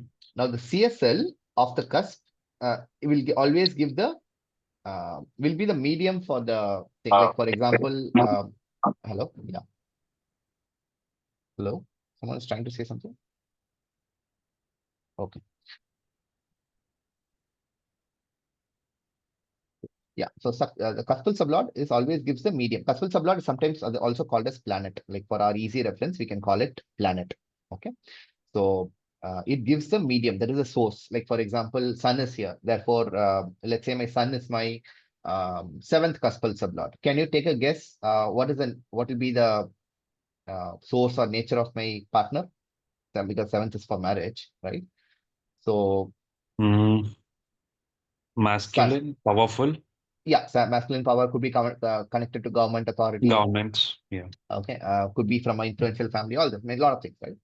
Now, next, the sun's nakshatra lord, let's say, is Mars. And let's say sun's sublord. Okay, sun is the cuspal sublord of 7. Sun's nakshatra lord is Mars. Okay, wherever sun is sitting in whichever nakshatra, that nakshatra will have a lord. That was nakshatra lord. Forget all that. Sun's nakshatra lord is Mars. Okay, and sun's sublord is Moon. Is it clear? Um, This all now comes from the table. Mars attributes also would be applicable No, on. no. What have we written Okay. here? Mars gives the result, Okay. and Moon gives the end of story result. Will that result stay with me for a lifetime? That is what the sublord says. Can you please extend the same the spouse Mm, example on mm, NL mm. and Moon? Yeah, that's what I'm trying to do. So I'm just telling you that the cuspal sublord, sometimes known as a planet, gives you the medium or madhyam in Hindi, whatever. And Yeah. its star lord or nakshatra lord is Mars, and its sublord is Moon. Nakshatra lord gives you the result. Sublord gives you the end of story of result. Okay. Can you Now, show on the chart where did you see this all these three? Can you show on the chart? no. I will show you the chart. Before we get to that, I'm just telling you. Let's take a simple example because the chart has multiple numbers. I just want to show you to a single number. Okay. That's why I'm showing you this. For now, just assume that the CSL is Sun, its nakshatra lord is Mars, its sublord is Moon. Just assume this. Okay. Assume we have checked from the chart. This is what we get. Assume this. Yeah. So the CSL will give me the medium, the Nakshatra Lord will give me the result, and the Sublord will give me the end of story, which is will the result stay with me for a lifetime. That is what the Sublord gives me. Okay, now Sun script is 2, Mars, let's say, gives me a script of 8, Moon gives me a script of 12, or let's say Sublord gives me a script of 12, Nakshatra Lord gives me 8, and the planet gives me 2. What does 2 indicate? Family, finance, speech, right? What does 8 indicate? Bad luck, hidden money, hidden things, inheritance, obstacles, also hurdles. 12 gives me expenditure, Isolation, hospitals. spirituality, loss, everything, right? So how do I now, let's say my sun is the, uh, let's say my 7th CSL, okay? Sun is my 7th CSL. 7th CSL represents who? Spouse. Spouse. So now tell me, now predict with me, how will be my married life? Or how will be this example's married life? Can you predict what will be the result? Who gives the result? There's gonna be a loss. Like they're gonna be. That is at the end. Uh, First, what is the first result? And what is the result? Hurdles and obstacles in your married life. Yes, awesome. Either to get married or in your married life. Okay. Yeah. 8 also represents any sudden obstacle. So yeah, 8 represents obstacle. Therefore, married life before or after will have this thing. Good. That is the result. Now, will the result change or will it remain the same till end of my life? That is what is told by the sublord, right? The sublord is 12. 12 represents my expenditure or loss. Therefore, what happens? I might get separated from the partner, or probably there will be a dowry settlement where I have to give money to her because expenditure of the partner, right? This is how you build that script, and the script gives you the story. Is this Yeah, but clear now? Yeah. just to bring in a perspective, so eighth house also represents multiple things. So does 12th. So Yes. is it not, if we take 2, 8, 12, it Mm. is permutations and combinations, and we are probably Yes. arriving at 25, 30 combinations. And Correct. I love the so, way you're thinking. Yeah. Good. Go on. so as you talk to the client, you Mm. keep narrowing down, isn't it? See, for example, when we're talking about, let's say, marriage, okay, and 8th house represents other people's money. What does other people's money got to do with marriage? You can kick that option off. Dowry. Okay. No, other people's money. Dowry is Okay. probably, yeah, dowry is also coming in the 8th house, but yeah, probably you might get dowry. All right. So that is Yeah. again this part of it. Let's talk about 8th is under the table dealings also, right? Your corruption and all that. That cannot relate with marriage. So that can be kicked out. 8 also represents occult. How will occult relate to marriage? It will, but not now. Okay, I'll tell you how that we can link it to marriage. It's very interesting. Okay. So I'll just give you an idea for a remedy also. Okay. Generally, I charge a bomb for this, but I'm going to give it for free. Whenever you have 8 in any house, all right, and it's giving you a lot of, usually 8 gives a lot of hurdles and obstacles. And as Krishna rightly said, it also gives a host of other things. How do I know which will exactly give? No, that number actually will give you everything. Okay. Let's say you are into occult, and the 8th then will not affect you. Why? Because you're utilizing that house's energy already. The house is not pushing its energy onto you. You are voluntarily utilizing it.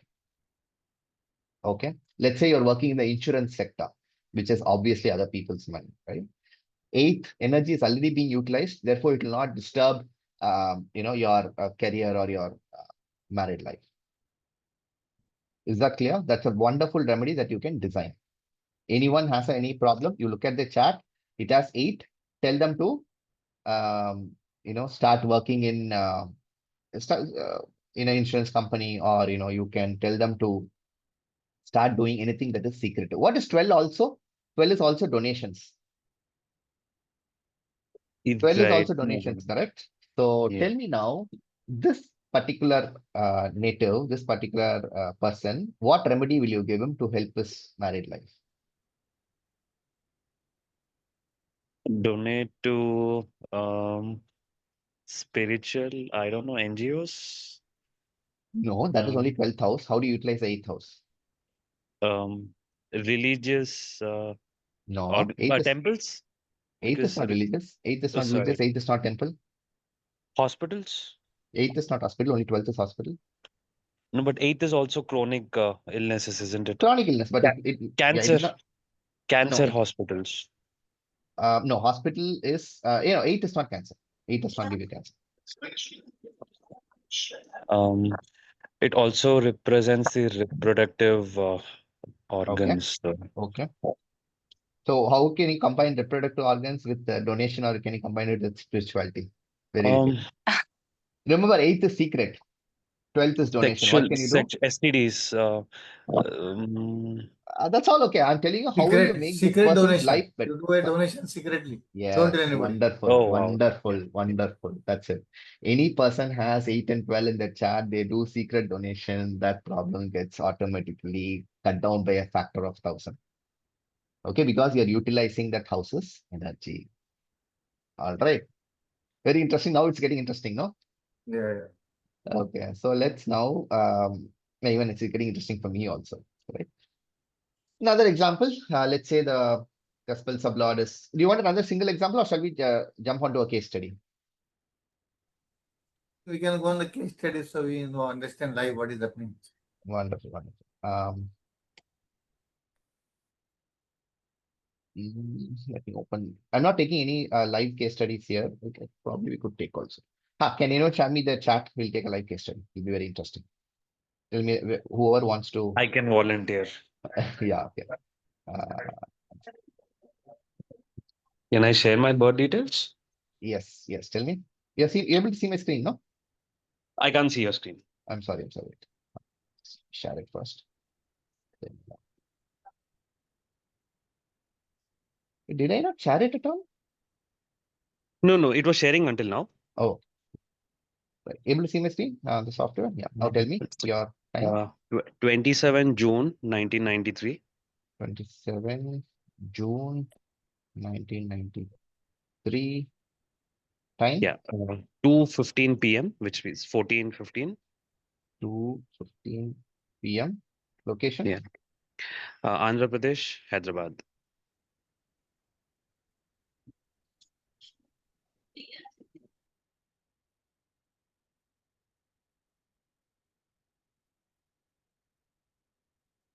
Awesome. So let us take Krishna's career. Okay. So let us, which career is for which house is career? What? Which house is for career? 10. Yes, 10. So which Kaspal sublot should we ask? Should we catch hold of? Something a bit Mars, isn't it? We have to catch hold of the 10th Kaspal sublot. 10th Kaspal sublot is this. Therefore, we have to take the 10th Kaspal sublot. Who is that? Venus. Venus. Venus. Wonderful. Now see where Venus is in this planet table. Search for Venus. Not here, not here, not here, not here.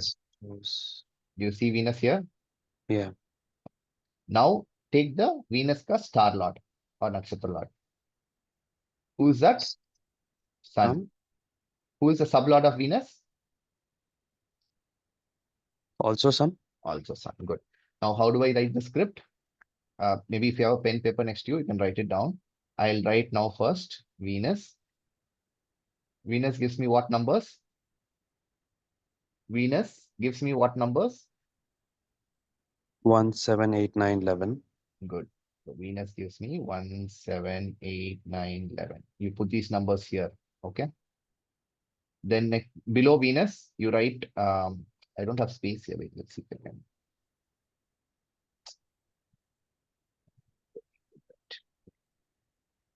Let's say you write Venus here. Okay. Below Venus, you write Sun. Yeah. What numbers is Sun giving? 2, 9, 11. 2, 9, 11. Wonderful. Sun is giving 2, 9, 11. You write it here. Who is my sublord of Venus? Sun again. Sun again. So Again, you 2, again 9, write the 11. same number. 2, 9, 11. So you have 1, 7, 8, 9, 11. You have 2, 9, 11. Correct? Now tell me, now predict, you don't predict, you will be biased. I want someone else to predict our Krishna ji's career. How will it be? Who can predict? Let's go step by step. Okay. First, we can catch hold of the planet. Who is the planet here? Planet level.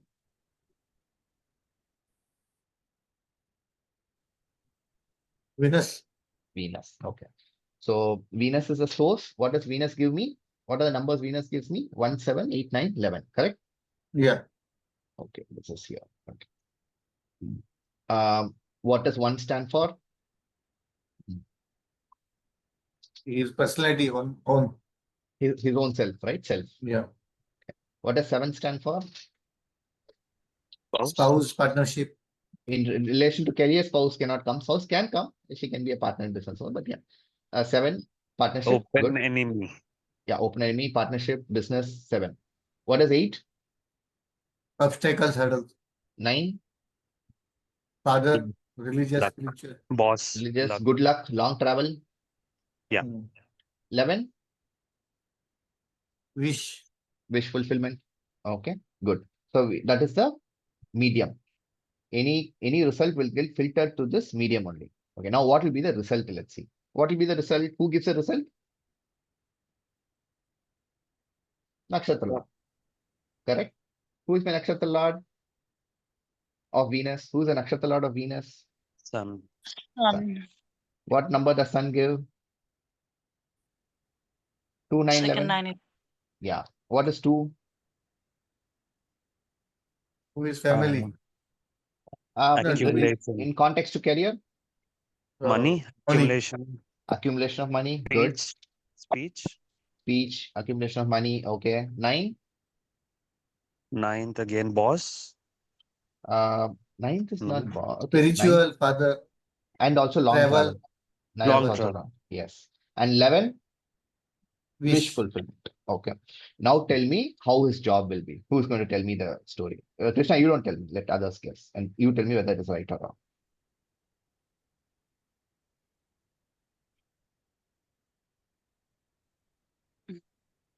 Who wants to build the story around the script? Script is given to you. We have discussed individually. I want you now tell me the story. Basically, he's doing the business Mm. in which he has to travel. Okay.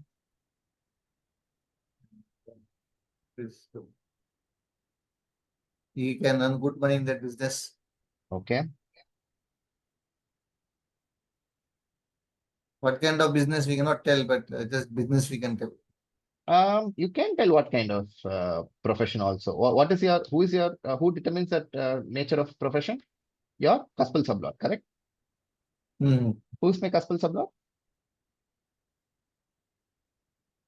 Sun. No, who's my Kaspal Sublord? 10th Kaspal Sublord.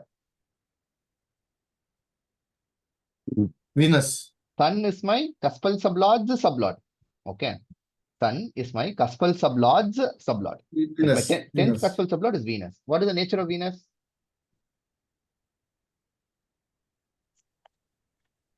Luxury. Luxury, cosmetics, female, Cosmetics. branded things. Yeah, all these things. Beauty. Beauty, yes, wonderful. Beauty products, basically. Yes, beauty products, cosmetics, luxury, anything. Right? So this is Venus. What does Venus give? What are the significators of Venus? What numbers are Venus giving? First Venus 7. is 1, 7, 8, 9, 11. 11. 1 is self. 7 you told is partnership. 8 is obstacles. 9 is good luck, long travel. 11 is wish fulfillment. So find his nature of profession and how good or bad he is at his profession. Related to the beauty products business, he has to travel. Yeah, you can say like that. And also one more thing, when actually when 1 and 9 come together. Anyways, it's a good story. What you have told is a very good story. So like Krishna, can you comment on this? How far or bad, good or bad this prediction is? I would say moderate. Because can I divulge into few details, specifics Yeah, of yeah. my profession? Yeah, tell me. Tell us. So Now, I'm now a it's time to open and see how good or bad our predictions are. Yeah, tell me. yeah, yeah. I'm a software engineer. I Mm-hmm. primarily work on ERP systems, that too specifically on SAP. But Okay. yes, there were a couple of projects I worked on which belong to beauty and healthcare. Okay. And yes, though my personal preference is not to travel, I'm more of a homebound person, but I'm thrown to countries left, right, center to travel at Okay. random Mm. times. Mm. Yeah, I can. Wonderful, wonderful, Yeah. wonderful. So, guys, you get it? I don't know, Krishna. Sorry, Krishna is not planted by me in this webinar. Okay, if you think so. But is he doing the So, business or is he doing job? No, he's doing job. actually, yeah, I'm doing a job, but parallelly, I've always been trying to get into business. In fact, I'm currently working on a plan as well, so I don't know what's in store, but So, you should do yes, a business related to cosmetic luxury branding, Krishna. That would be very good yeah, for you. See, again, astrology is not about finding what you're doing. It is about finding the path which offers you the least resistance. Right? least resistance. Okay. So, wonderful. I think now we have learned KP astrology. Do we want to do another case study? No, Naveen, one very specific point I'd like to add here. Yeah. Without knowing what this prediction was, how it was shaping up. So Mm. last few weeks or months, I was actually exploring how the luxury branding, white labeling industry works from China, and I was You're thinking, destined. why don't I You're actually destined. get into this? Yeah. It has got nothing to do with my field, You but should, I don't know. you should get into it. You'll be Yeah, very good, very successful in that. so You should. surprised at this one. Great. And one more thing is that since nine is coming, nine is also long travel, and Yes. since it is long travel, you go to if you make a long travel, ensure you go to a temple or any religious place there and get some blessings from them. That will be a huge boost to your career. Great. Thank you. Okay. Cool, awesome. So that's a small remedy I just wanted to give you. That's all. And right, so can we is this clear, guys? Like, how clear was this? Probably, I Yeah, it think. is clear now, but we Mm. need to get this the chart and then these numbers. The software, how do we get this? That is very important. That don't worry about it. Any software will give you. See, this just since the professional software, everything is in one place. I showed you the numbers from this also, no? AstroSage also, right? Yeah, but that time we did not come across there were some extra numbers, so we did not understand those extra numbers. No, the same numbers. For example, see, this is Krishna's chart, right? Let me see if I can open my chart also. Do you remember my chart? Yeah. The numbers, No, if you because remember. Venus last chat we see Venus had many numbers. Yeah, every chart will have a different number. No? Last chart was my So it will give the numbers of Sublord, Lord, planets, yes. everybody, all the numbers it will give basically you are See, for saying. example, you saw my chart in AstroSage, correct? Where's AstroSage? Yeah. I'll try to share the. See, that's not important because see, softwares, different softwares. Actually, there is a small variation in the software that what they give also. That's also, to be very honest, that's how it goes, right? So anyway, just let me show you. So this is what my chart is showing here, correct? Right. Let's examine Venus. Venus gives 1, 2, 3, 6, 7, 8, 12. And let's go to the software. Yeah, this is software. What does Venus give? Same 1, 2, 3, 6, 7, 8, 12. It just represented in a different UI. The UI UX is different. That's all. Okay. See, for example, I got these two table together. The number table and this table for me is together in the software. Here it is two separately. It's just a Okay. UI issue. That is all. Okay. So it is a separate. That's why it is looking different. So you got in the Yes. software different. Yes. Okay. The software is a little more easier to use, convenient to use. So therefore, I use this thing. Okay. Right. So good. Now who else wants to give their chat for any other reading, or anyone wants to take another reading? Like let's probably try together.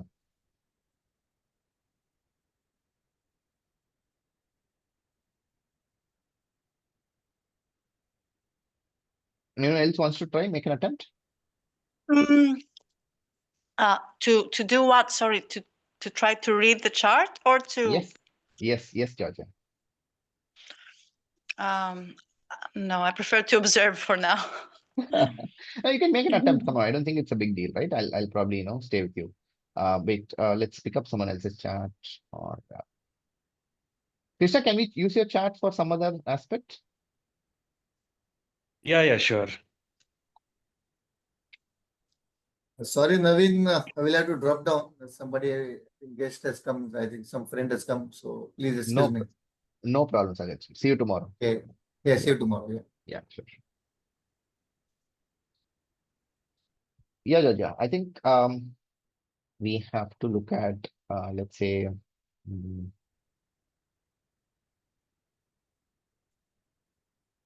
which aspect of Krishna's life would you like to analyze, Georgia? Which aspect? Okay, let's check spirituality. Okay, awesome. So which Taspal sublord which you hold, which will you catch? So then it would be the 12th house to check the 12th house. Correct. 12th Taspal sublord. Okay, so you check the 12th Taspal sublord. Who is the 12th Taspal sublord here? It's Virgo, but No. Just look at Mercury. this table. Look at this table. Look at this table here. Sorry, Sublord. 12th It's Mars. Taspal. It's Mars. Yeah, good. What does Mars give me? What are the numbers Mars is giving me? So Mars is giving me. Sorry, where is Mars?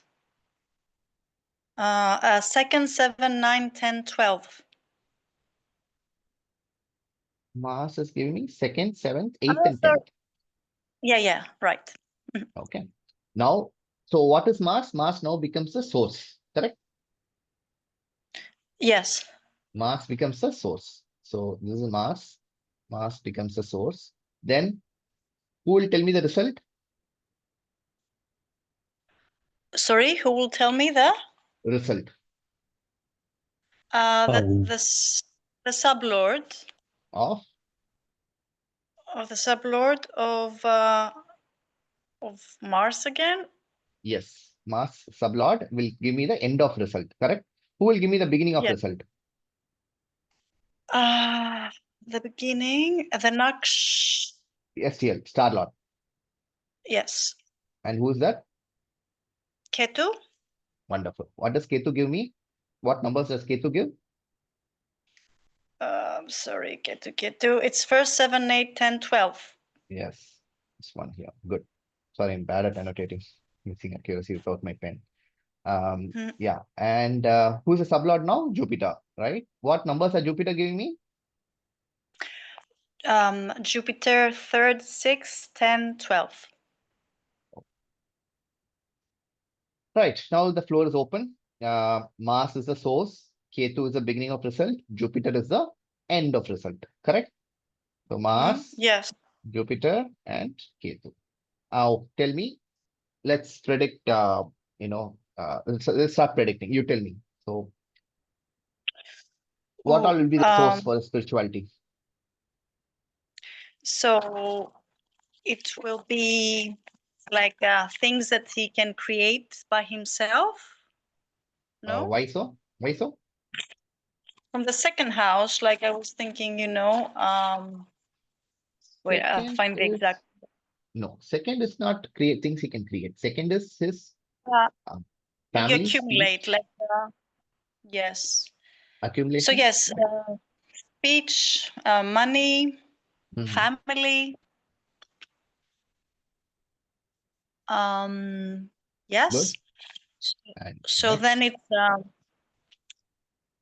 then we check the 7th as well. Yes. Which is the partner or the open enemy. And then the 8th, which is like something that is secret, the occult. Correct. And the 10th, which is the career, like the fame. Correct. Public. Perfect. So these are all the sources of his. It could be the sources of his spirituality, or it could be the sources of his loss, investment. It could be anything. All right. Yes. Okay. Now let's come to the result. The result is given by Ketu. Ketu. Right. Or what does Ketu tell? What does Ketu tell me? So he has to go back to himself first. Okay. Um, then learn how to cooperate to Okay.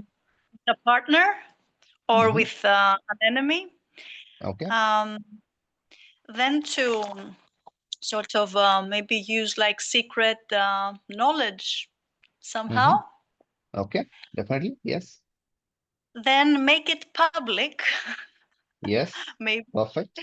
Perfect. and then just go The back same to spirituality. spirituality. Good. Very good. Very good. Wonderful. And will this result remain the same or will it change? Whom should we ask? Who will tell me that? Who will tell me the end of story? End of story is told by? The sublord. Yeah. And who is here? The sublord is? It's Jupiter, not Ketu. Jupiter. Awesome. Yeah. Ketu is a nakshatra lord, star lord. And what does Yeah. Jupiter tell me? The Jupiter is so it's the third house, which is communication. Mm-hmm. Sixth house, which is health and work. No, sixth house is not health. Sixth house is diseases, death, job. Health is first Okay. house.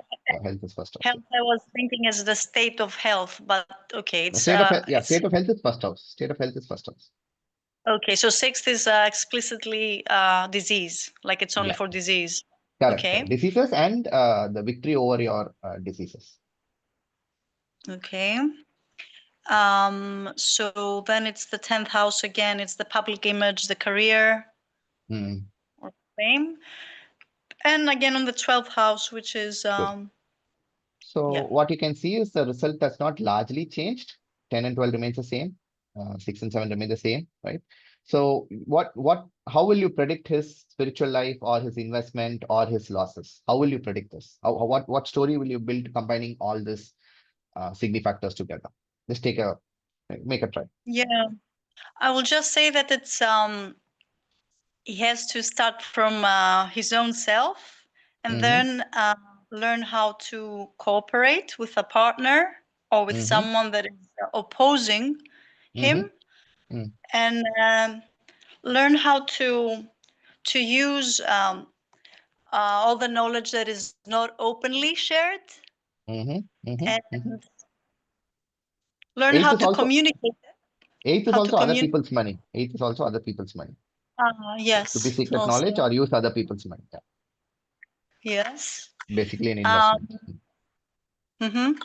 or maybe someone could sponsorship Yep, yep, yep. somehow. True, true. Yeah, yeah. And then learn how to communicate it openly. Mm-hmm. And then about the sixth house, now I don't know how to really connect this. Maybe some debt and victory over the debt.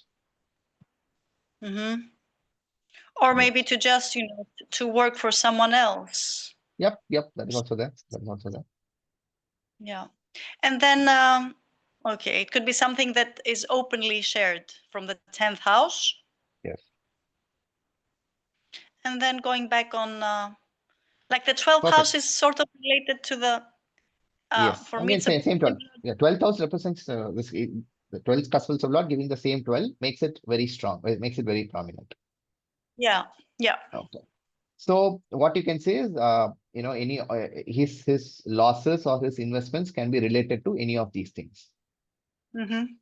Generally, it's losses. When you see the 12th house, it's largely seen from a loss perspective. So his losses could arise from any of these situations, and it is not to be, read alone. But yeah, so fine. So I think you have done a fantastic job in reading his chart about spirituality. All right. Now, okay. So I think Krishna, I think was that good enough?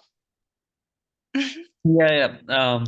Absolutely, yeah. Because honestly, I've been I had an on and off journey with spiritual practices and me realizing, learning what religion is and what spiritual is, but definitely me getting into learning occult as a subject. I do think I'm getting into that as well. But I don't know, Naveen. Maybe Yoria or you can probably let me know what you see here. Yeah, I understand. Never read your charts, you get a lot of personal bias there. That's good, yeah. But yeah, it's a very good attempt, Yuri. I think so. I think now you see the power of KP astrology, right? In precision, in the promise, whether Absolutely. it holds Yeah. us or not. That's how powerful that is. And I think it's almost 10:15, right? Okay, so 2.5 hours. Yeah. Okay, so I think today we've covered on how to read a person's chart, and we have sent random. Tomorrow, I think we will do something on career and wealth, how to read those career, wealth, and money, those charts, right? And maybe if we have time, then we will also read about marriage. Either we'll learn about marriage or like property or foreign settlement, whichever is the choice for the group, whichever is highest preferred topic, we can certainly do that topic, right? So now today we've done some basics. So I think now you know how to read someone's chart. It'll be very exciting. Probably you can go home and make a try on how to read your own chart, see if it matches correctly with what you're doing, right? So any queries, any questions so far in this? Not really, but great session. I mean, honestly, I'm mind blown. There were quite a few moments where I was just thinking the way you've presented, and it's pretty easy the way you've curated the content and you are connecting the dots. I think it was amazing. And this I'm is not doing it. one of our rare. Krishnamurti ji did it, and I'm merely, a small No, student but of his. absolutely, you're a great medium, is what I was inferring because I join a lot of sessions, but this is probably one such session where I haven't. I was just and I was on track. Great. Thanks a lot. Thank you, Krishna. Any other queries from anyone else?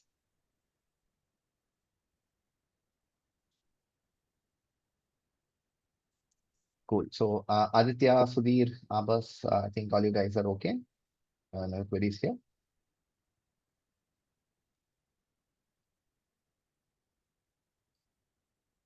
Right, awesome. So yeah, tomorrow I think we'll do these things, and I will also make a pitch about, if you're any of you is interested, you like my teaching style stuff, you can probably check out my full course as well. If any of you are interested, do ping me. I'll just tell you what I cover a lot of things in the course, complete basic plus expert course on KP. Oh no, probably Abbas. I got it, Abbas. Right. And I also cover a lot of numerology and remedies. Remedy is the most important thing. That's what I prefer. I also cover some aspects of Astrovastu because that's precisely very important. There's something called a skip theory I do, which probably you can YouTube and Google it out. I'm not sure there is that prevalent, that kind of thing. I come from a different school of thought. It's very effective so far. So yeah, I cover a lot of things in my full course. If you're interested in anything, do ping me. We can chat about it. I'll probably try to make a small presentation tomorrow on it if there's a good interest in the group. But yeah, tomorrow, I think let's start reading our charts on money, career, wealth, and if possible, probably we'll do marriage or property buying, or probably foreign settlement or education, whatever you like. We can do one of those, two of those concepts. And we'll go into the depth of it. We're going to pick up live case studies and understand how everything is going to combine and do stuff, right? So I think that's it. Any other queries, do ping me. Thank you so much for joining today. See you tomorrow at again the same time, 8 p.m. And Yuri, I think it's around 5:30 p.m. for you. So hope to see you guys back quickly. Thank you so much for Thank you so joining. much. Yes. Thank you very much. Yeah, Have a do great ping me night. if you have any questions, and maybe join the group. I'll try to send you all of these learning materials over there. Okay? Sure. Thank Thank you. you. Bye bye. Yeah. Bye. Bye. Thank you. Bye. Bye.